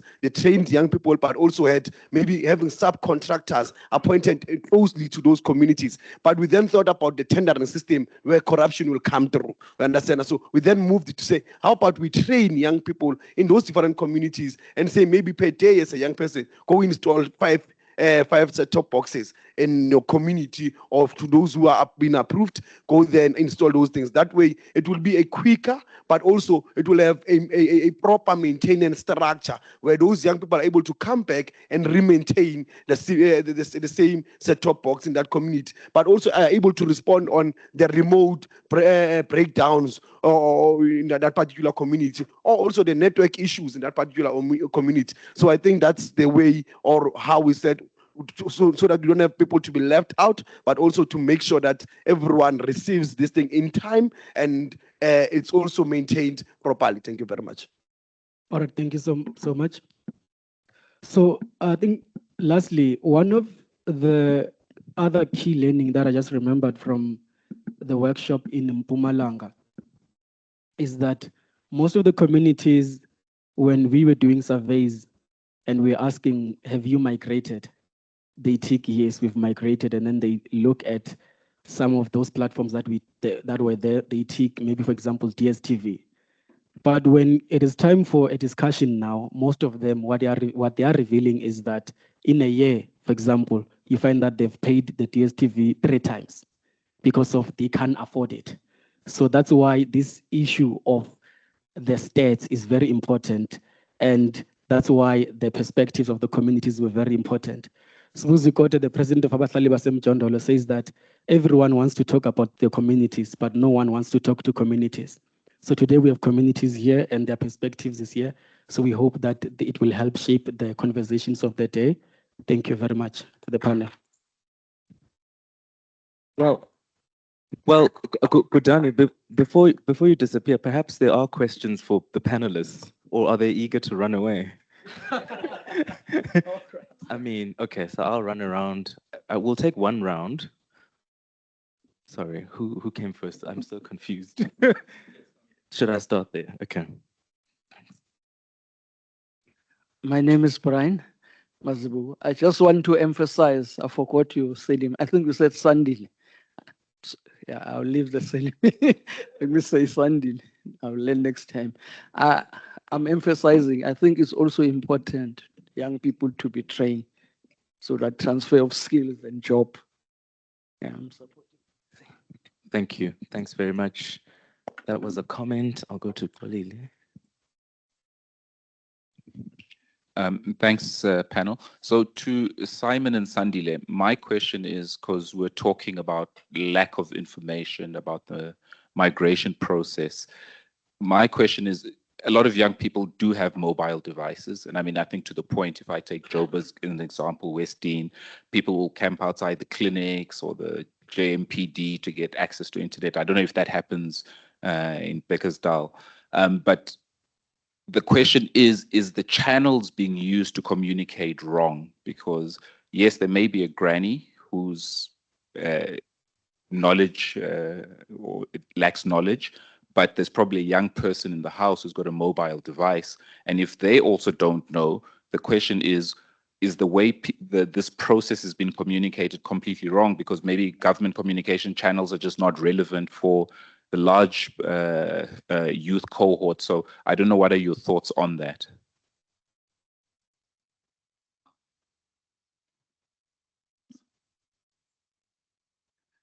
Greetings, everyone. My name is Jonathan Ramazei. I'm the station manager of Platinum Northwest TV in the Northwest Province, which is the newest community television station.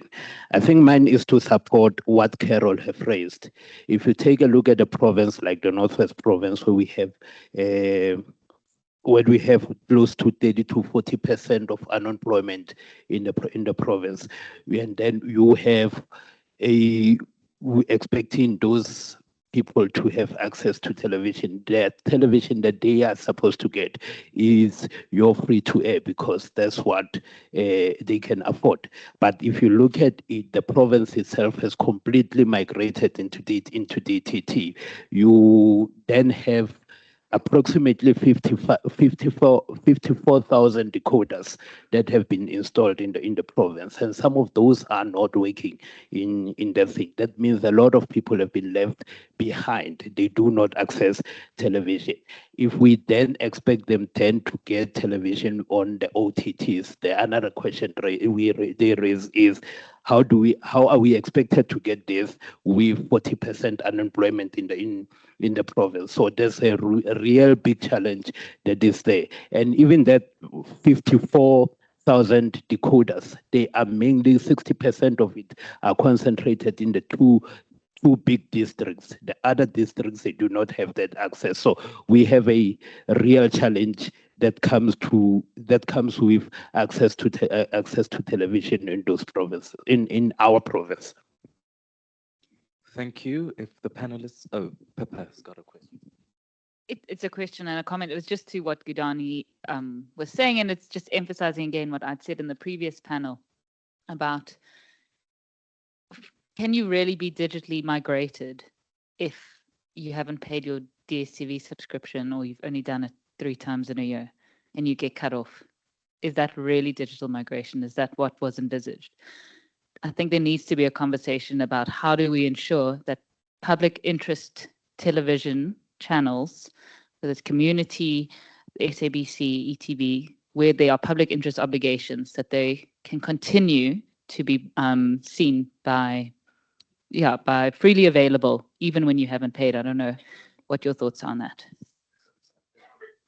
Before you answer, Honorable Nchabeng has a question, and then we'll open up the panel.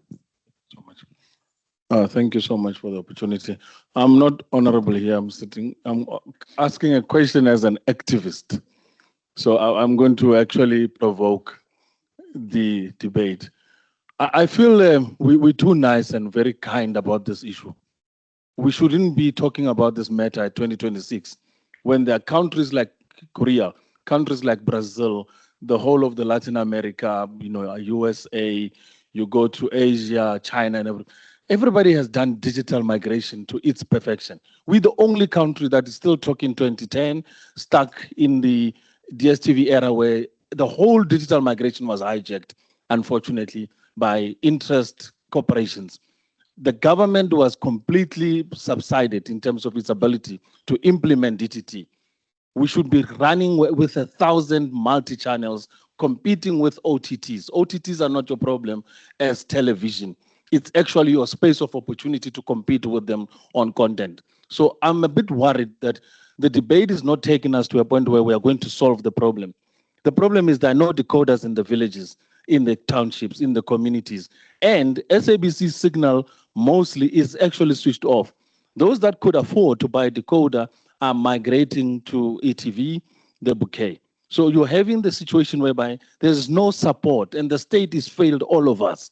We have been failed by this process. And I'm saying from the young people's panel and point of view, what are you doing to demand on the state that you need to be properly migrated, and you need channels and television slots opened and television stations available in order to create your businesses, opportunities, and community engagement dialogue platforms? It is correct what the question was asked. When it's switched off for 3 months. Where is the public obligation and responsibility? We need free television that is supported and sponsored. The state has spent a lot of money already. So I just want to provoke a real discussion. We're too nice. We're in Santin, don't worry. We're not going to riot. So you can really speak out even if you're in Santin, right? And I'm an activist here. I'm not talking to you as an honorable. Thank you. Thank you. Here we go.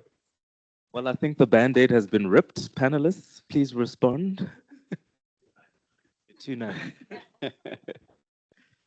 All right. It's like we've got the working class and the poor in Alex, and we've got the rich people next door, which is Sante. But to ask the question, it's that the government did not make aware of this digital switch off to most or majority of the working class and the poor. Until SOS take initiative to make people aware and the timeline that are you aware of this? And majority of the working class, especially in Alex, they are not even aware. Remember in Alex, most of them, they are not even paying electricity. They are not even paying water. And you come and say, now you are switching off. You are going to migrate without fully information. You will create a chaos. I don't want to bring much and much. But that is reality that the government did not do their work. The majority of the working class were not informed, even myself, until SOS make me aware. Yeah, thank you. Thank you, Simon. I will also come in with young people, the right platforms. Yes, the right platforms have been used, but there is no consistency. You understand? And as a young person, I'm following on my TikTok, I'm following the World Cup and Messi.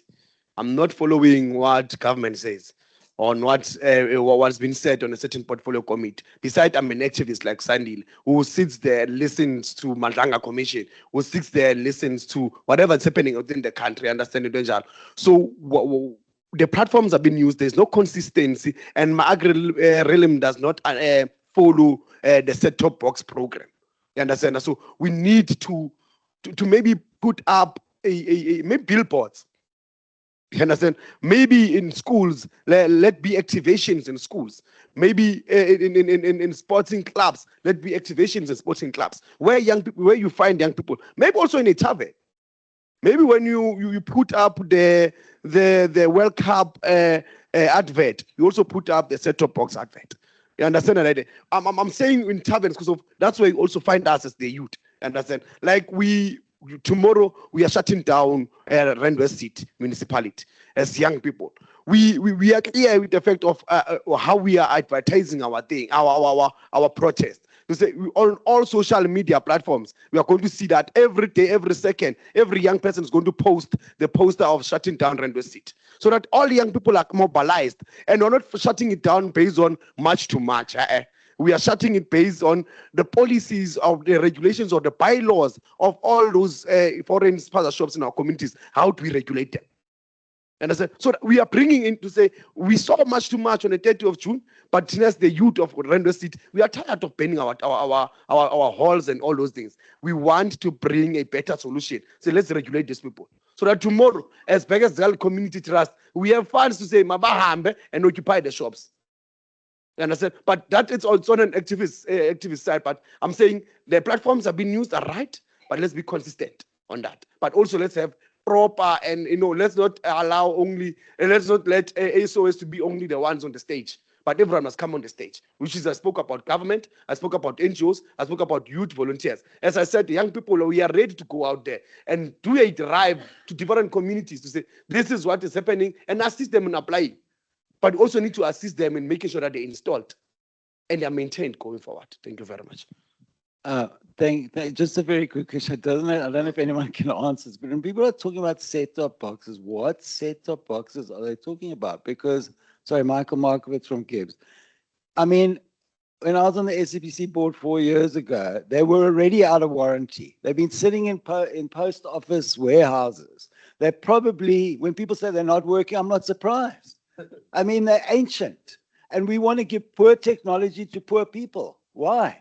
You know, we should not be offering the same set-top boxes to poor communities. It's a disrespectful thing as far as I'm concerned. So when we talk about the set-top boxes that are coming, what set-top boxes? They're not making DTT boxes. They're only making DTH boxes in the retail stores, and that's a fact.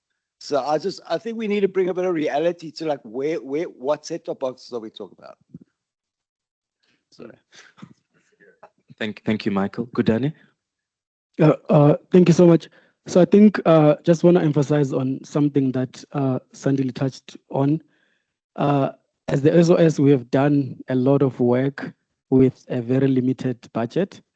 So if you are here and you would like to partner with us in some of the community work that we do, you are welcome. You can partner with us, and then we take this work forward we have a lot of communities even now that are reaching out to say, please come and do workshops, please come and assist us with the STBs and so on, which is work that was supposed to be done by government, but we are doing it with the limited funding that we have.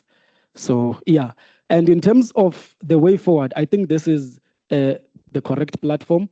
Everyone is here, communities are here, the government is here, regulators and so on. So we should be able to come up with practical steps on how we move forward. Just sorry, Karen Thorne from Cape Town TV. Just a very small piece of information for the group is that apparently there was a large budget provided by the Treasury to continue with the community awareness campaign in 2025. That money was underspent and was sent back to Treasury. Millions. All right, thank you, Karen. We've noted that. Shocking, absolutely shocking. All right, ladies and gentlemen, let's just give our panelists and the moderator a warm round of applause. Thank you, Gudani, Carol, Simon, and Sandile. We've now reached the point where we're going to break for tea, but the challenge is one of our panelists has to leave at 1 for the next session. So the tea break was supposed to be 15 minutes. Can I ask that we cut it short to 10 minutes? And then we convene in 10 minutes time. Thank you. Oh, that's you. Oh, that's the message I got. I'll stay along. Okay. Tell them they can have a long. Okay, so 15 minutes it is. Thank you, Michael. Yeah, we promised him tea.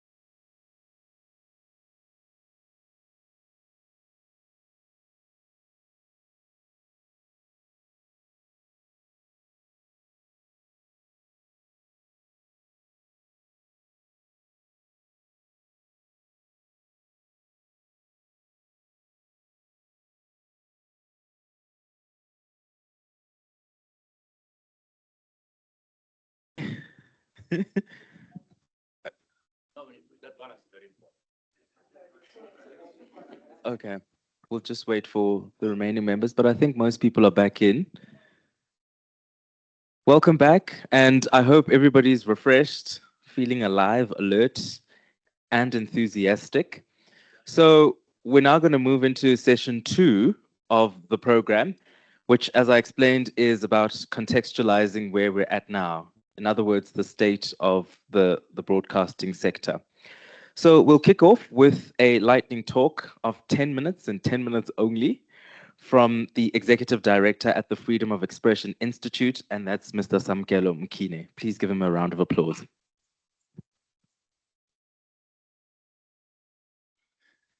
Distinguished delegates, colleagues, and friends, I've been sitting over there and everybody's talking pretty much on this end, and I was feeling very unloved. So I'm going to try and be here at the center so that I can maintain eye contact on both sides of these things, if you don't mind. I'm going to try and be short in the interest of conserving time.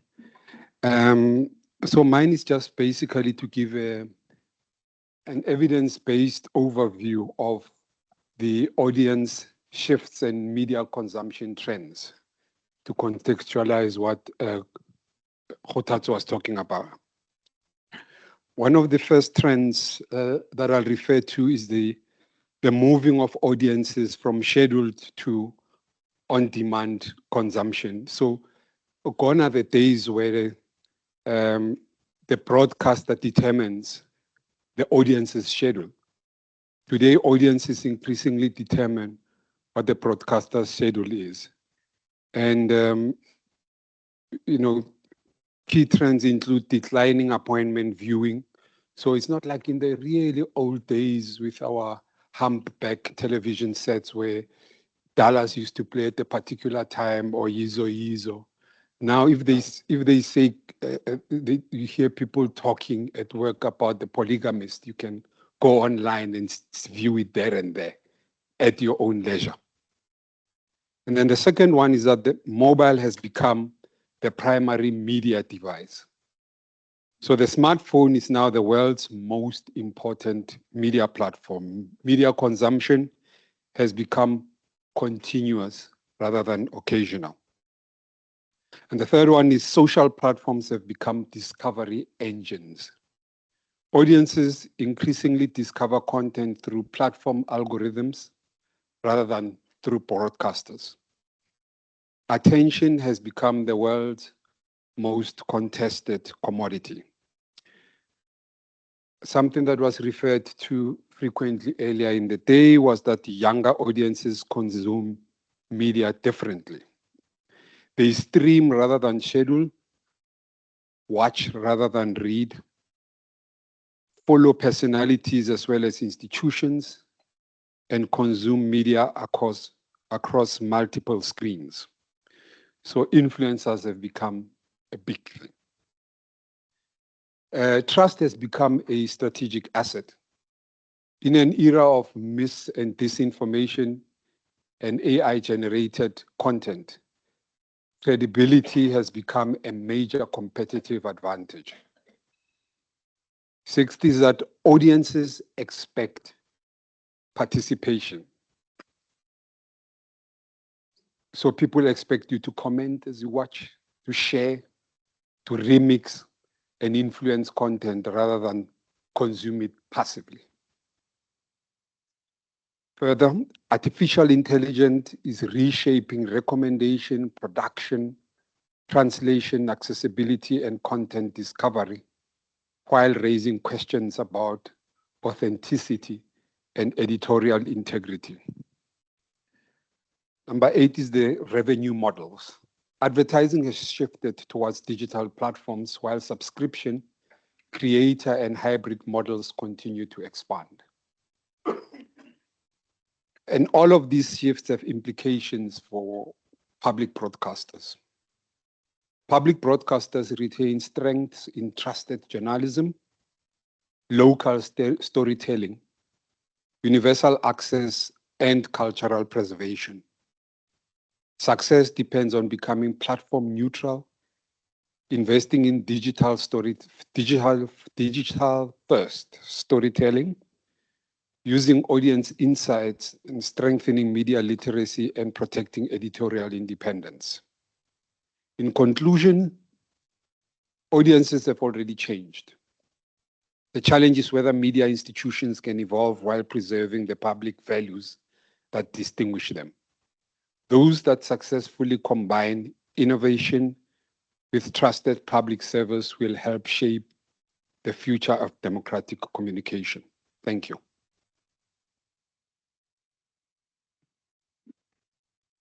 Thank you, Samkelo. I'm so used to calling Samkelo chair because he used to be the board chair at SOS.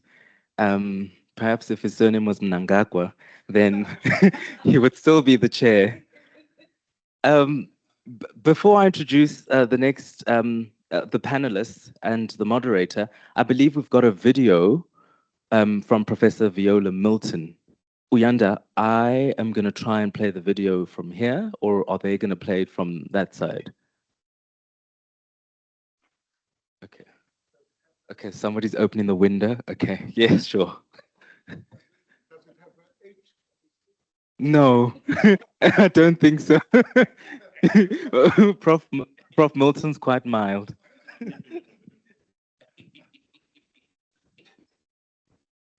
Hello, everybody.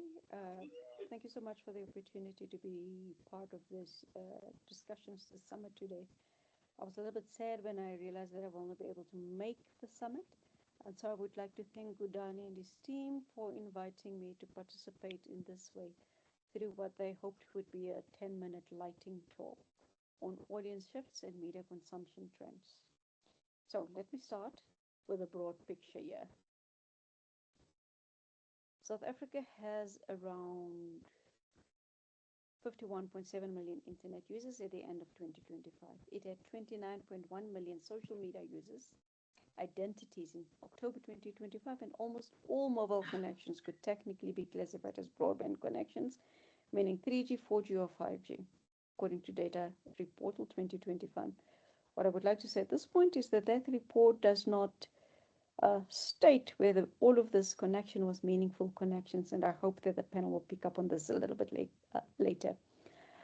GWI's South Africa Consumer Report is another useful layer and provocation to this discussion. Then they note that social media consumption sits at nearly 12 hours per week, which interestingly is more than TV streaming and music streaming combined, while 90% of the consumers in their data set claimed to use AI at the very least on a monthly basis. Now, these figures are not telling us that audiences are leaving. They are telling us that audiences are reorganizing their relationship with media. South African audiences are reorganizing their media habits. They are adjusting how they relate with media around mobile phones, streaming platforms, social feeds, podcasts, YouTube channels, WhatsApp circulation, and creator-led commentary. At first glance, this may look like a story of choice. More platforms, more formats, more voices, more content. But I want to suggest that it is also a story about power. Who controls visibility? Who captures revenue? Whose content is discoverable? And who carries or does not carry public interest obligations in this new media environment? So the question is no longer simply what people consume. It is about who controls the routes through which that content reaches them. So to frame the panel discussion on the state of broadcasting and platform transition, I want to do two things today. First, I want to briefly map, as I've just started to do, how South African audiences are changing their media consumption habits. And second, I want to ask what these shifts are doing to broadcasting, platform governance, and the future of public service media. Okay. The first shift is that broadcasting is no longer the default organizing center of everyday media life. Scheduled television and pay TV bundles are under pressure, while audiences increasingly move between streaming services, YouTube, social feeds, short-form videos, podcasts, and messaging platforms. For me, the discontinuation of Showmax after Canal Plus and MultiChoice reviewed the streaming business is a very useful metaphor here. Because if even major commercial players with scale that offer sport and local content and with, for good or for bad, international ownership, if even they struggle to stabilize their streaming strategy, then we should be cautious about assuming that the SABC can simply go digital without a serious public funding and policy settlement. This is an argument that I will return to a little bit later. The second shift that I want to surface is that news and public information are increasingly platformed.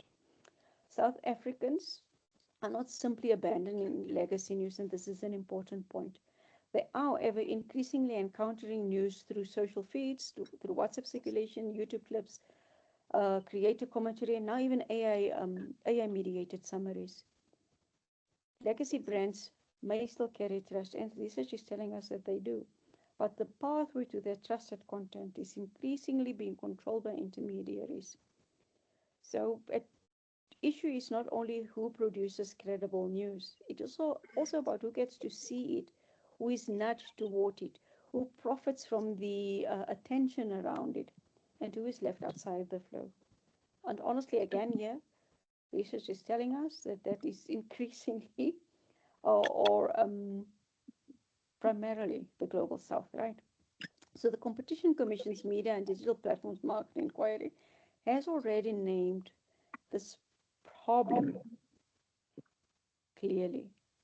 Search engines, social media platforms, news aggregation platforms, video sharing platforms, ad tech systems, generative AI tools. These are the things that are now shaping online distribution, advertising revenue, media diversity, and the visibility of South African news and public interest content. I will not rehearse the work of the Competition Commission in detail here, except to say that the work that they did gives us the vocabulary that is needed for today's panel. Thus, what is happening now is a question of gatekeeping, not just consumption, not just where did my audiences go. A public broadcaster may produce excellent isiZulu, isiXhosa, Sesotho, Afrikaans, or Tsonga content, but if that content is not findable, if it is not prominent, if it is not affordable, if it is not zero rated or recommended, in today's climate, if it is not monetizable, then production alone does not translate into public access. And without public access, we are losing eyeballs. This is also the point that is made by the African Commission's Resolution 631. Digital connectivity has expanded access to audio, video, and AI-generated content, but many online services are not regulated to meet public interest benchmarks, such as factual news, educational programming, youth services, local content, local languages, and importantly for the period that we are entering now, impartial election coverage. The third shift is around audio, where we see both continuity and disruption. Here we see a story of both hope and caution. Radio remains extraordinarily resilient in South Africa.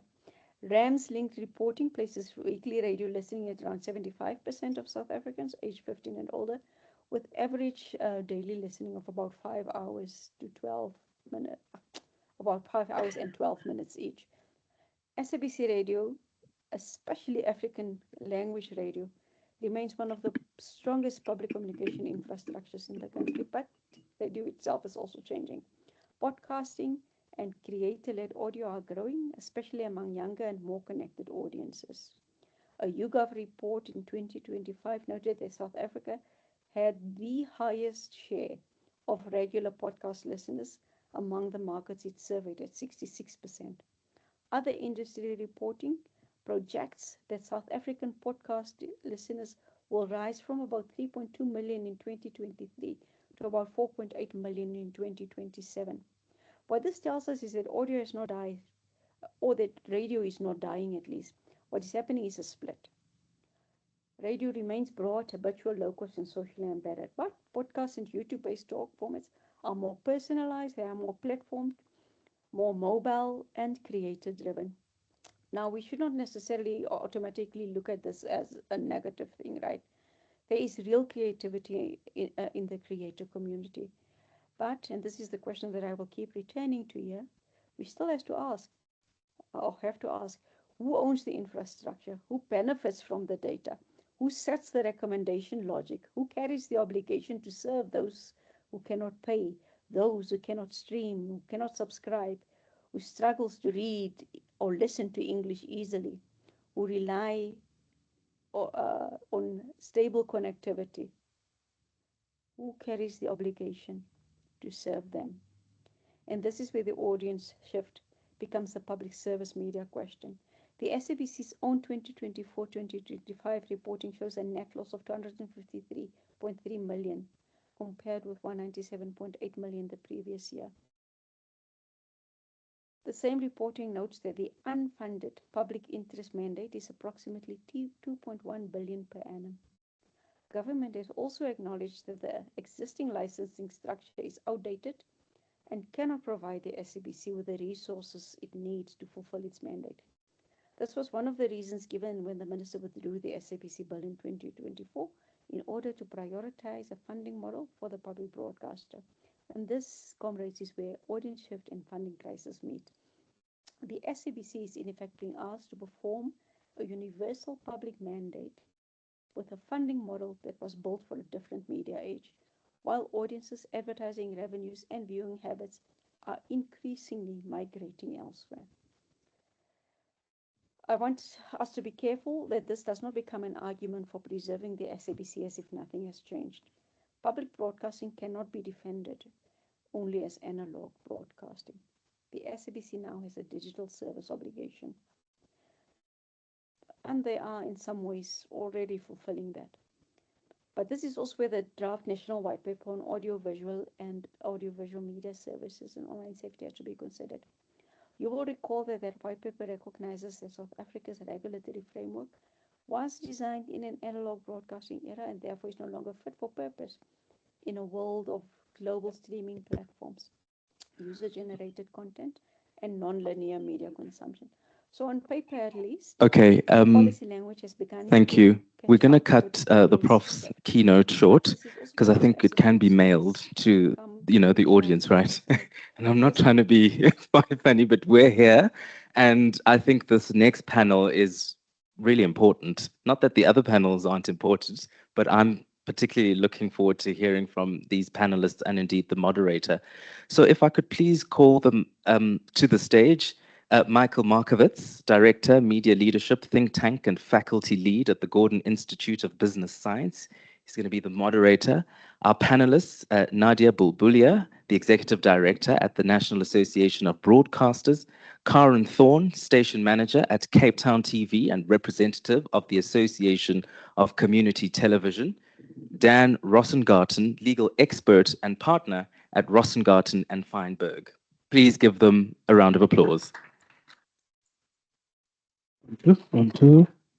Thanks so much. Thanks so much. And good to see so many people I haven't seen for.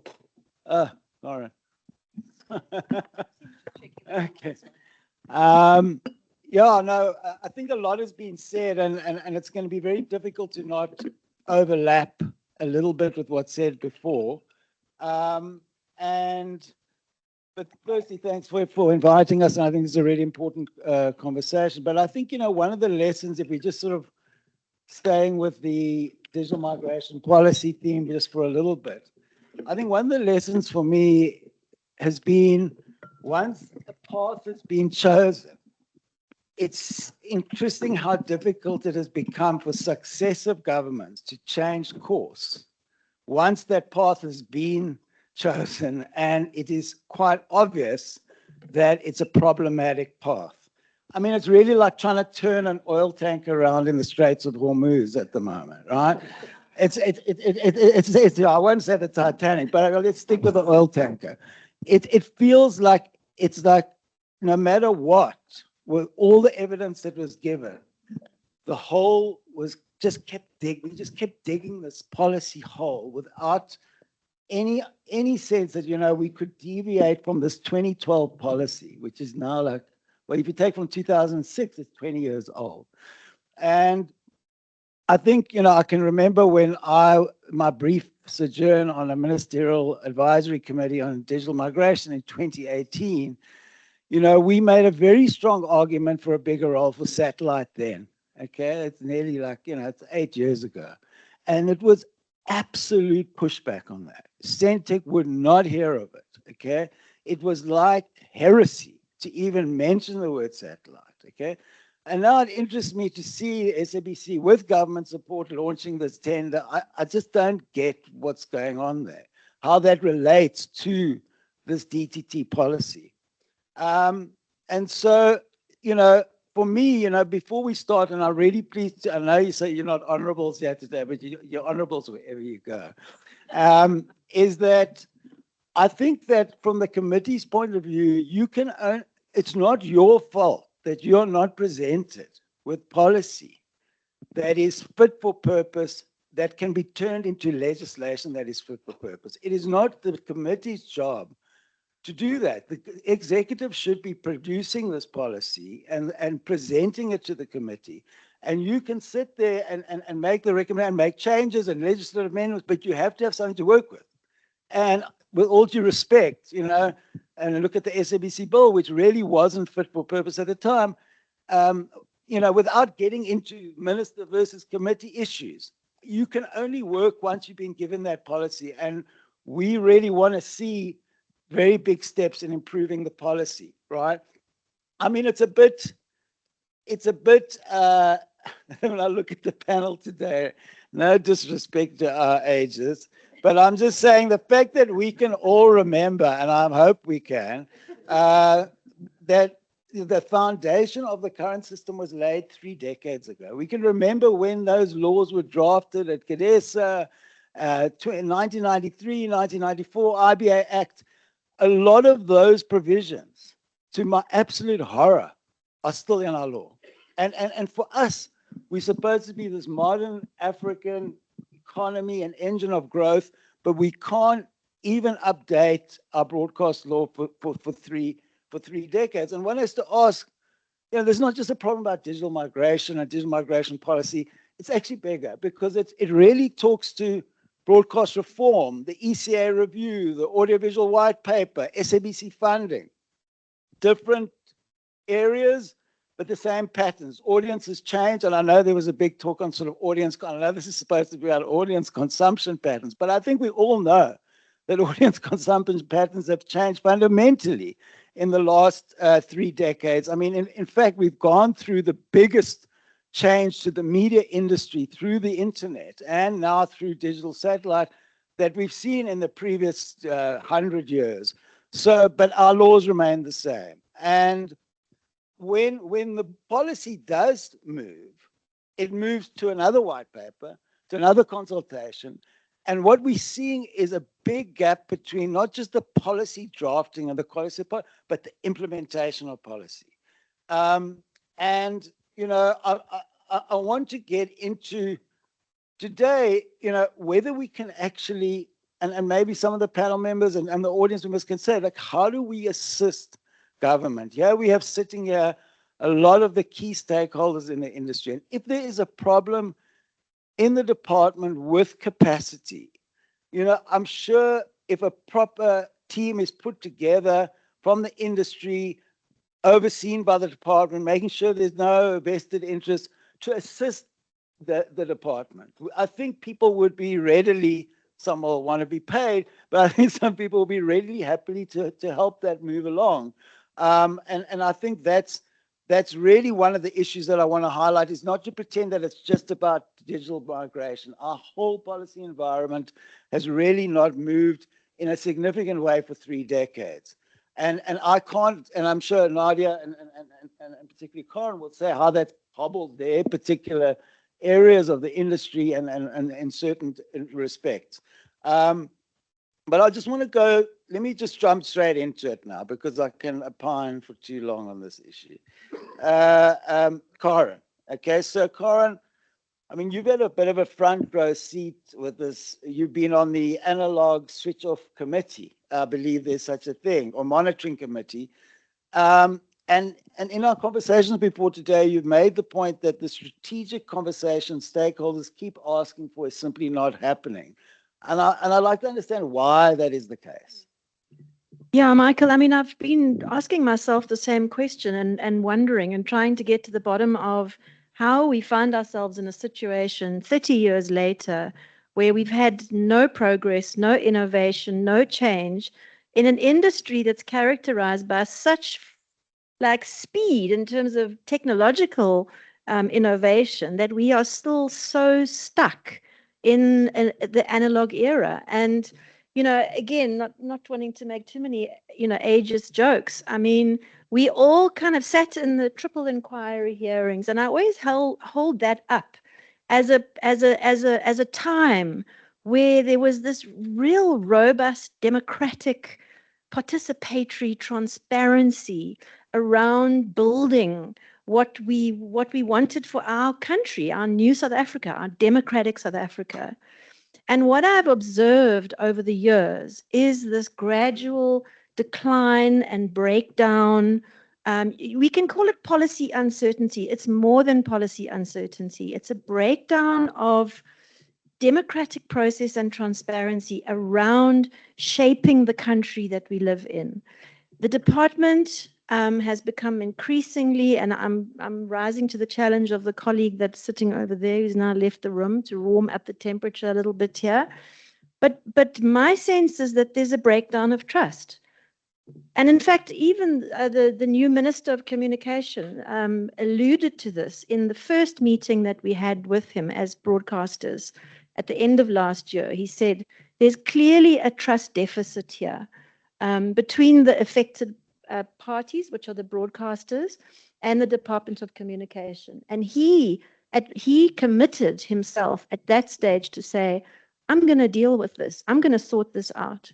So we really had a lot of hope. Once again, at that stage was, okay, we can get things back on track and we can get things done here. But unfortunately, that hasn't transpired. So when I talk about this kind of rising authoritarianism in the government, what does that actually look like?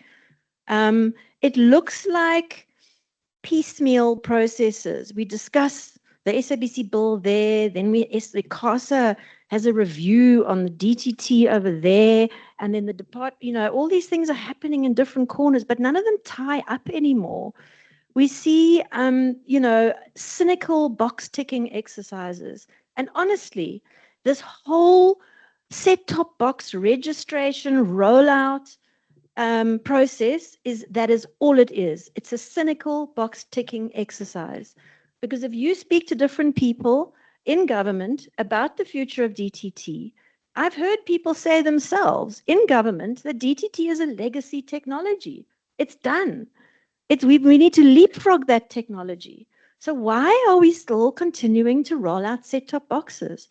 Is it because the Concord said so?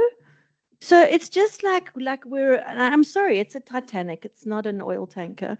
And I really believe that the reason why, I mean, again, just tell me if I'm shut up, Michael. He's my brother-in-law, so he can. You he can should have speak declared. badly, I should sorry. have declared that actually, but anyway. But just, I mean, I have to share like the experience of what it's been like sitting in these ASO monitoring committee meetings for the last 3.5 years, where we have achieved absolutely nothing. It's like the biggest waste of time. And increasingly, we as the broadcasters sitting there are going, sorry, excuse me, can we talk about like, is there even a future for DTT? Like, can we talk about some of these bigger picture issues? No. That's not the terms of reference of this committee. The terms of reference of this committee is only to speak about this very small thing. And again, that's how you shut down debate. You shut down. And it was really only when the Concord, when clearly, so the whole of last year, there was no consultations whatsoever. I then I participated in a report that the Department of Communications was doing to the Portfolio Committee, where they said that the affected broadcasters were part of those consultations, which we were not. Anyway, let me cut a long story short and just say that we then insisted as we had been doing for 3 years, that we needed a steering committee meeting to discuss the bigger picture issues. And that was last year. And since then, we've literally been arguing with the Department of Communications about the terms of reference for that steering committee. So what's actually happening here is a complete shutdown of any discussion around the future of broadcasting in South Africa. I think And that's under a good, those that's conditions, a good place to end it. we can't move For forward. now, Thank you. we can come back, and we all like family here. Anyway, let me jump to Nadia, and then I'll come to you, Dan. I mean, Nadia, you head up the body that represents the biggest broadcasters in the country. Some of them are the biggest on the continent. And what's the view of the NAB on the situation as described? I mean, obviously you're representing a lot of different, sometimes competing interests, so it's not easy. But like, what is your view about the state of play from the NAB? Thanks, Michael. It's lovely to be here, and thanks to the SOS for setting this up. So we're in this age of storytelling, right?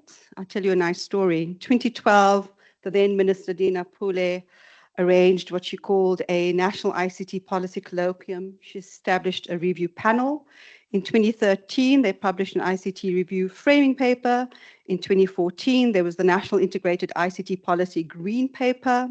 At that time, 2 departments were created, the one called the DOC and the one called the DTPS, that was under the Zuma administration. In November, the same year of 2014, the National Integrated ICT Policy Discussion Paper with Options was published. In 2025, the National Integrated ICT Policy Review Report was published. In 2026, the National Integrated ICT Policy White Paper was published. The audio and audiovisual content services sector of that paper was deferred to a separate policy review. So everything dealing with broadcasting, audiovisual content was taken out, and they said, we will deal with that separately because, hey, we had a DOC and we had a DTPS, and hey, the DOC had to deal with all matters broadcasting, which DOC, as you know, was totally culled out and there was no capacity. In 2019, under President Ramaphosa, the DOC and the DTPS were merged and they became the DCDT.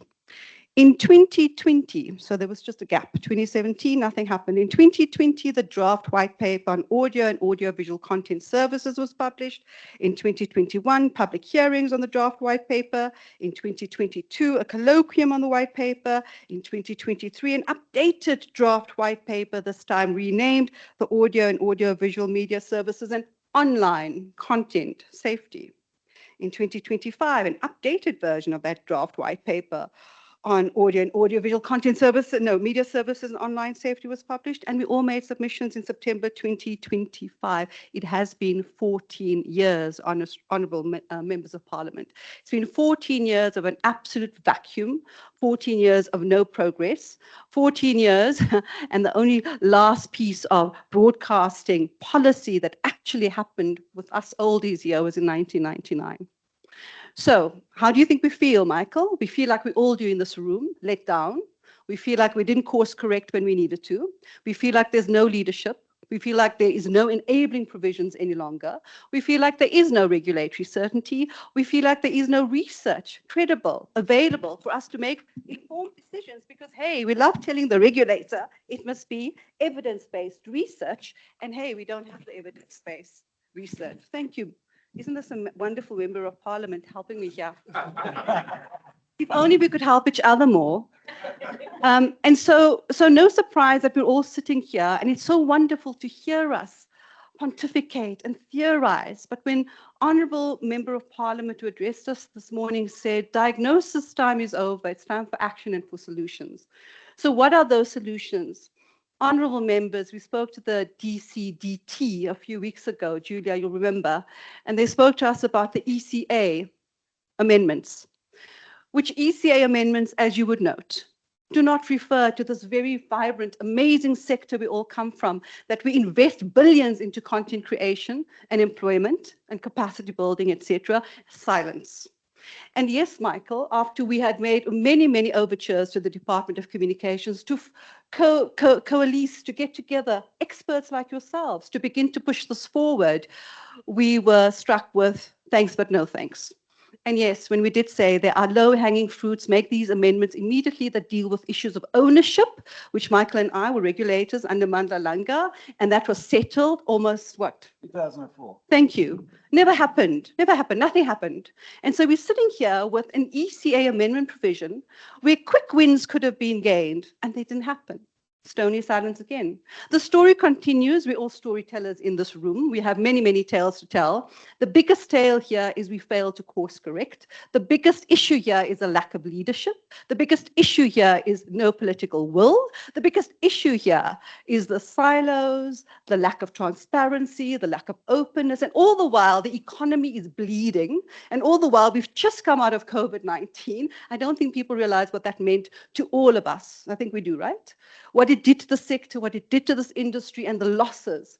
And we're sitting here in 2026, and we have many solutions. We have many, yes, this is what we can do. We have no leadership.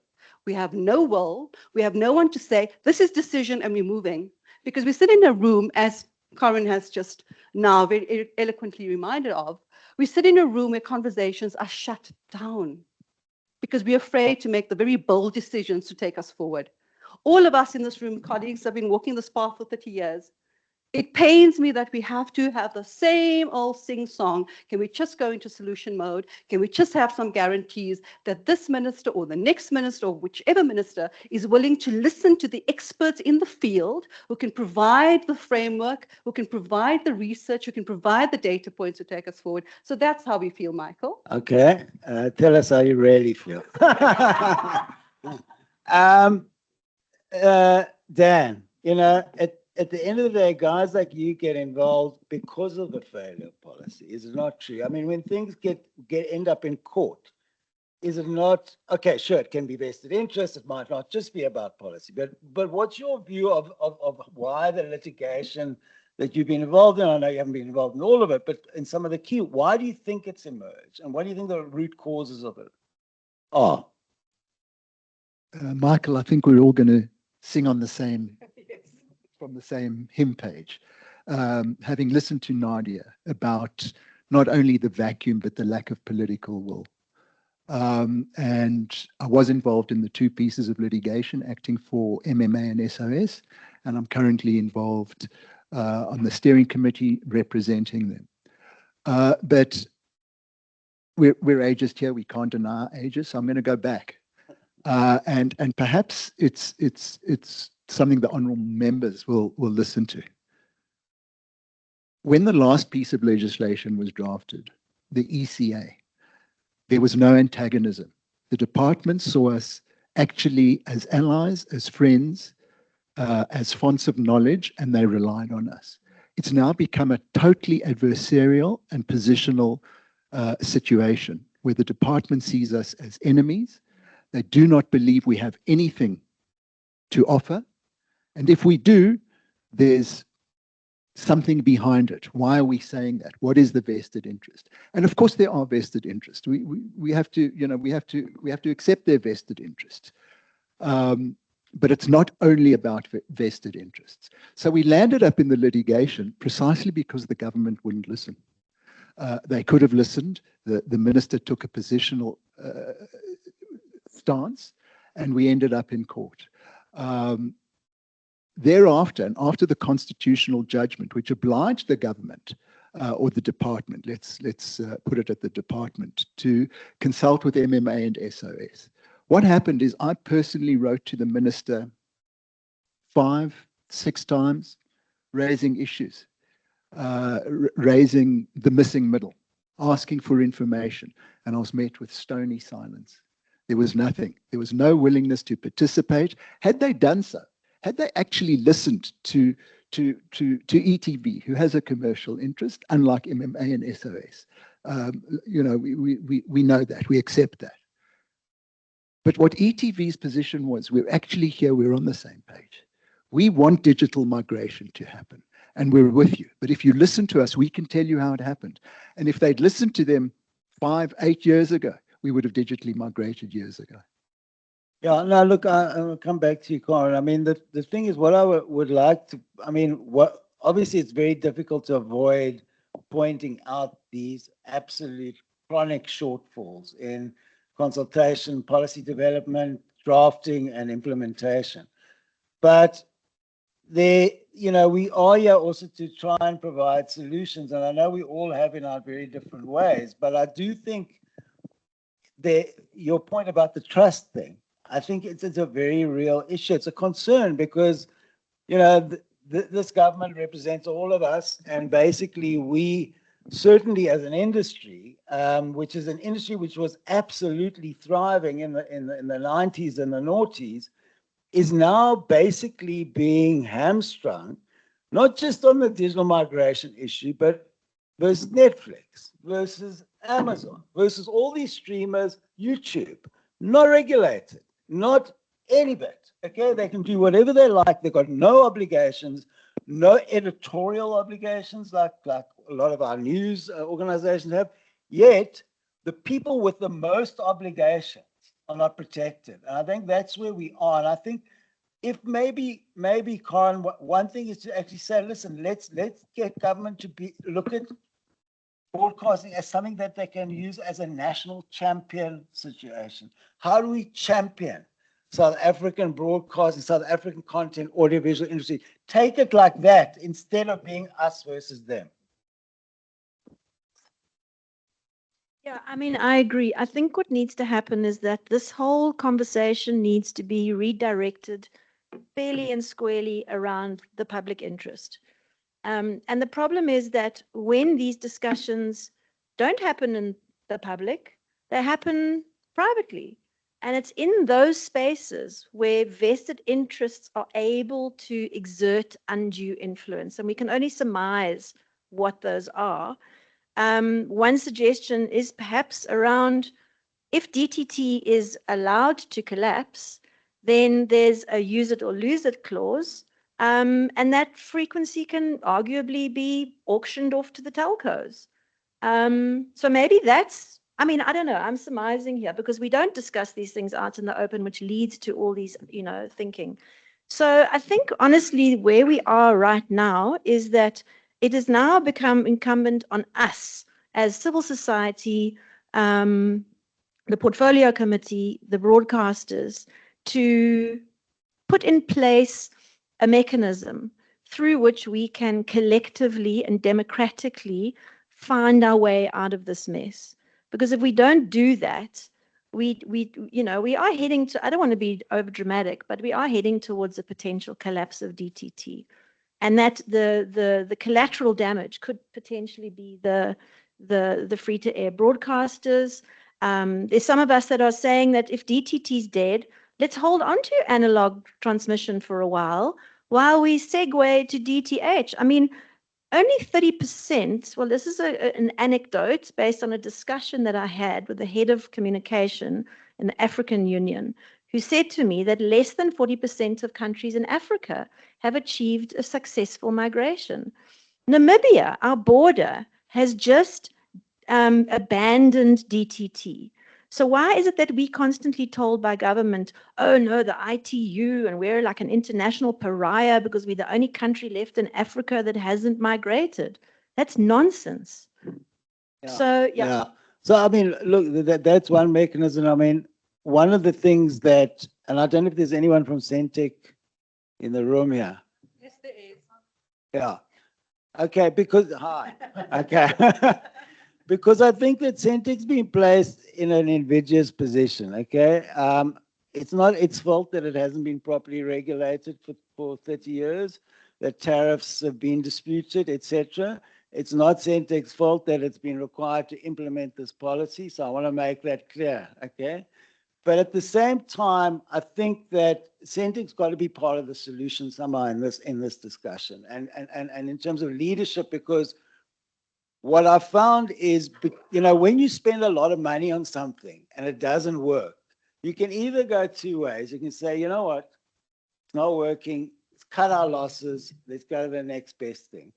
Or you can keep spending money to try and make something work that is clearly not going to work. And even now with Centec pushing the satellite option, which they were very against in 2018, shows it's like a vote of no confidence as far as I'm concerned in DTT. So your questions are very important.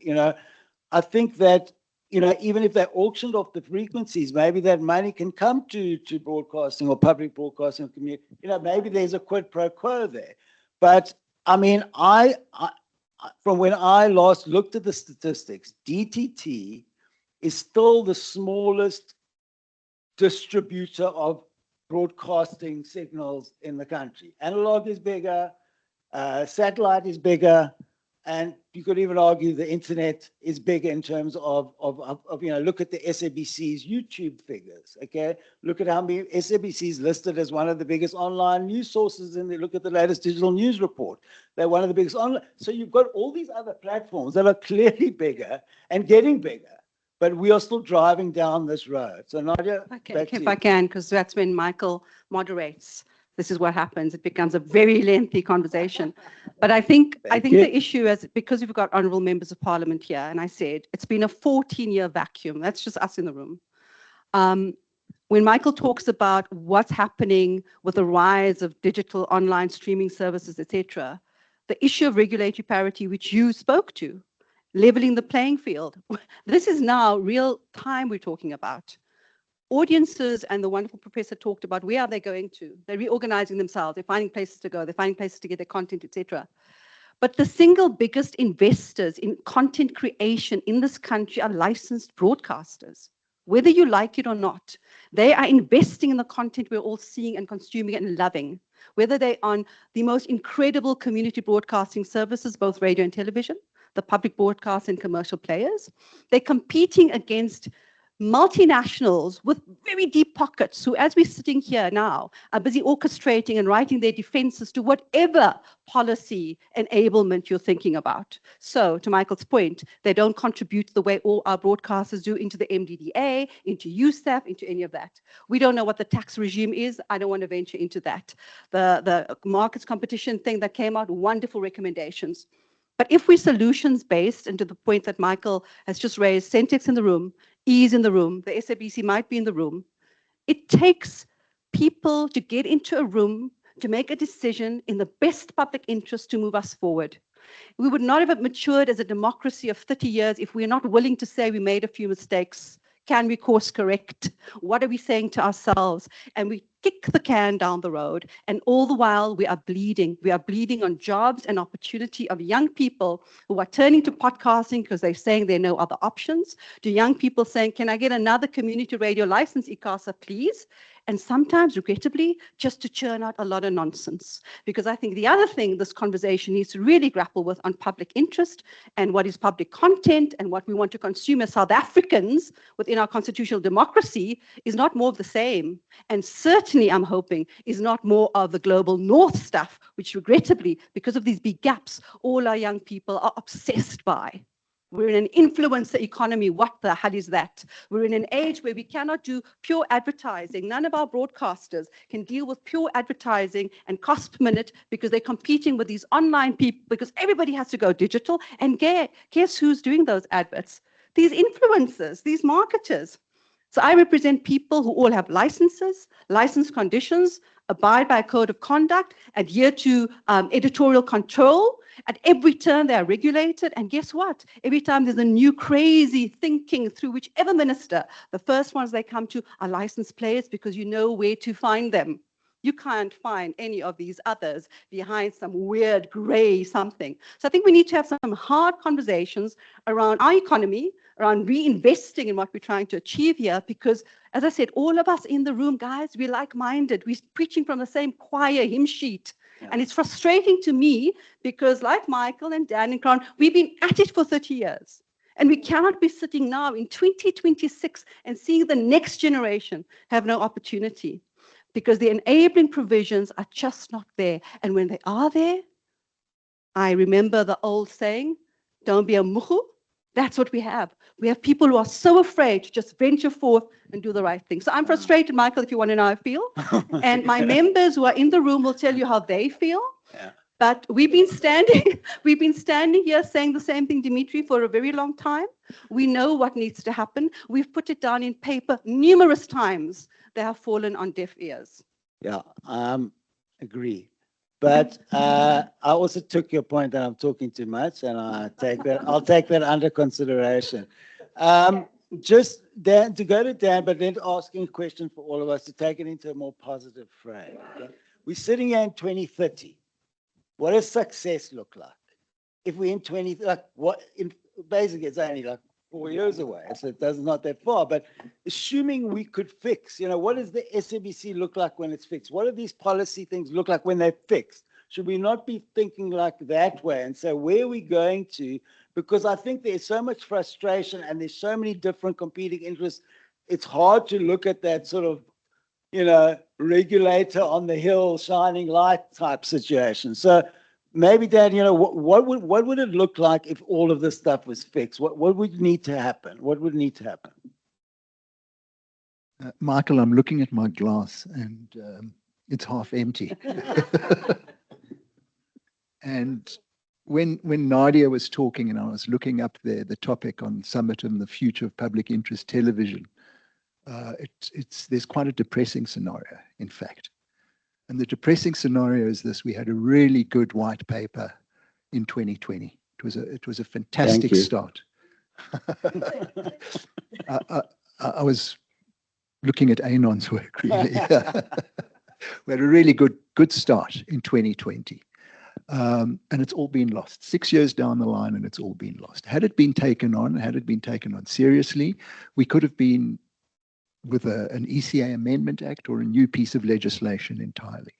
The depressing thing is this: even if we get it together to get out a serious white paper dealing with the issues at hand, and the issues at hand are not, as per the last version of the white paper, regulating online content. Online content is absolutely important. It needs to be regulated.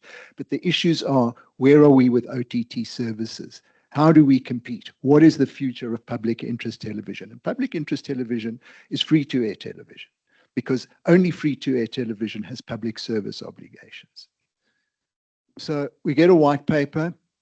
Michael, by 2030, the new piece of legislation, looking at past experience, it's going to take at least 6 years, and that is leaving aside constitutional challenges.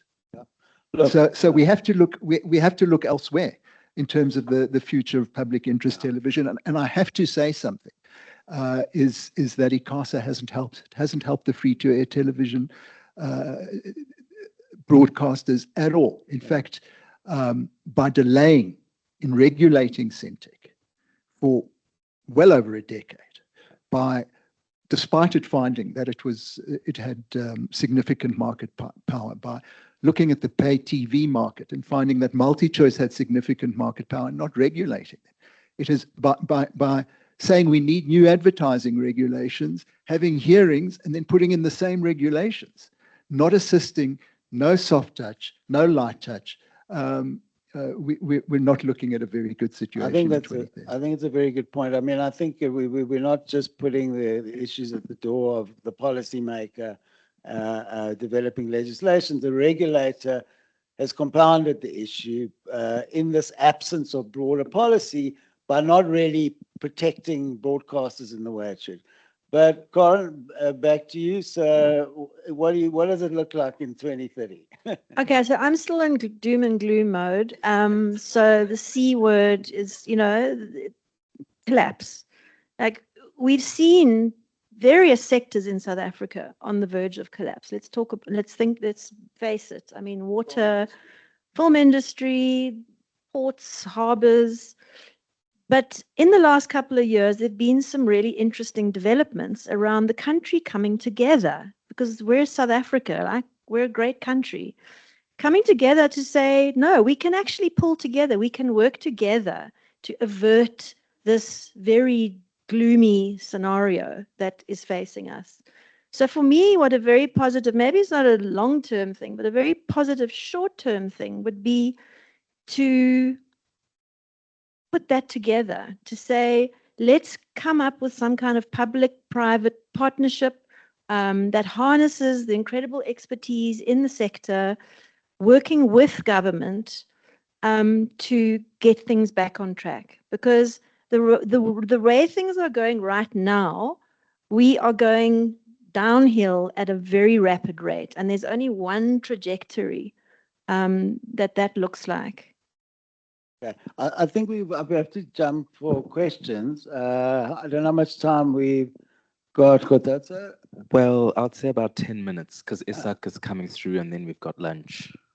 Michael, Michael, can I just say one thing, perhaps to be positive, because I heard Corin ending off, I don't know if you heard it, Corin, but I heard you ending off on a slightly positive note.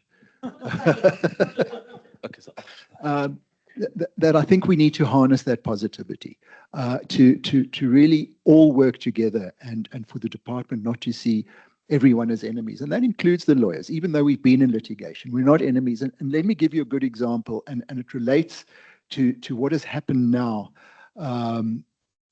with the terms of reference. And it's in the digital migration sphere, but it could equally apply to the white paper sphere. We're not there, but we're almost there. And at the last meeting, which took place 6 weeks ago, possibly, there was a lot of input from all the interested players on the terms of reference. Myself and Norton's, who's assisting ETV, said, give it to us. As lawyers, we will draft it up into proper terms of reference. We will take the draft, we will incorporate everyone's comments, and we will present you with a finalized document. Okay, that's the kind of assistance. We provided them with a finalized document. Haven't heard another thing for 4 or 5 weeks. Okay, on that questionably positive note, can we hand over for questions? Questions. Uyanda, William. Okay, we've just got it. All right, thank you very much. That was such a lovely panel. And I think I'm actually motivated to speak because I realized, and I was just saying to Hutata that this is such a veteran panel, right? And yes, yes. And I think it's really important, you know, to be hearing about people that have been in the industry for such a long time. And I think it's got me thinking about how it is important for us to take action now while we still have you guys with this much passion and drive. Because 10, I hope the drive is still there. Right, because 10 or 20 years from now, we will not have, you know, this expertise and institutional memory. So I hope that, you know, it's not going to take another 10 years for us to have wins. Yeah. Sato, I have to say something positive because Sure. Michael did ask. Recent data actually points to traditional radio and TV being the premium platforms for news, most trusted platforms for news, okay? That's a global phenomenon. So the NAB also works with other global entities like World Radio Alliance, Global TV Group, et cetera, et cetera. And there are issues we're all dealing with in the universe internationally. They all point to the issue of trust and credibility. And when Karen talks about how much we've achieved since the early days, is we are an incredible, incredible traditional media in this country. And we need to celebrate that and be extremely proud of those achievements. The NAB has just taken 100 of our members through a revisiting of the Code of Conduct for Broadcasters. What an incredible opportunity to revisit these values and principles that come through our Constitution. Freedom of expression, people, lives here. Look at what's happening to the rest of the world. And I think there is so much we need to be really proud of and we need to build on. So these veterans, yes, are very happy to assist. Thank you, Nadia. I'm really honored to be sitting with you, veterans. There was a question from William. So we've been very polite about the honourable members joining us, but let's be clear, they're part of the problem as well. You know, the opening address talking about the SABC bill as being a bill that the current one that's doing something good is just misinformation. And if we're talking about being positive and working together, it means everyone has to work together. And the thing that surprises me is that Parliament some years ago, because I've also been in this business for some years, they would, in public, fight like cat and dog, this party, this, that party, whatever, but behind closed doors, that all act and operate like rational human beings and come out with things, and we got policies, we got things moving. But there's the stasis that has crept in. So again, I would support the plea to actually all put our big girl pants on and work together to solve these things, because we've got a very small window where before the collapse, and you know, we love to face a crisis in South Africa where we hit the crisis and then we solve the problem. But here we can do it before the broadcasters need to collapse and thousands lose their jobs.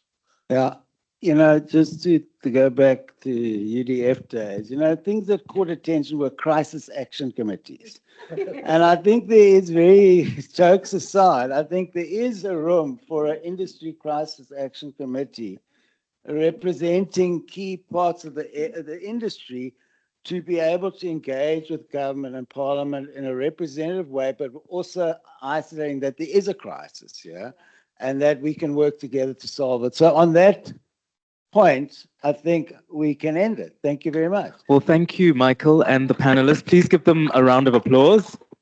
Nadia, Dan, and Karen, thank you.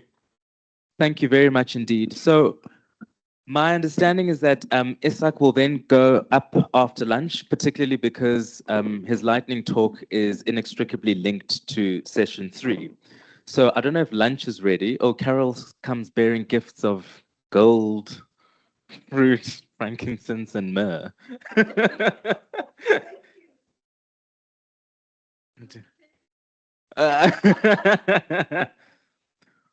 Okay, so I think at this point, let's please break for lunch. Lunch will be an hour. It will be served just outside. So if we could please reconvene at 2:15. Thank you.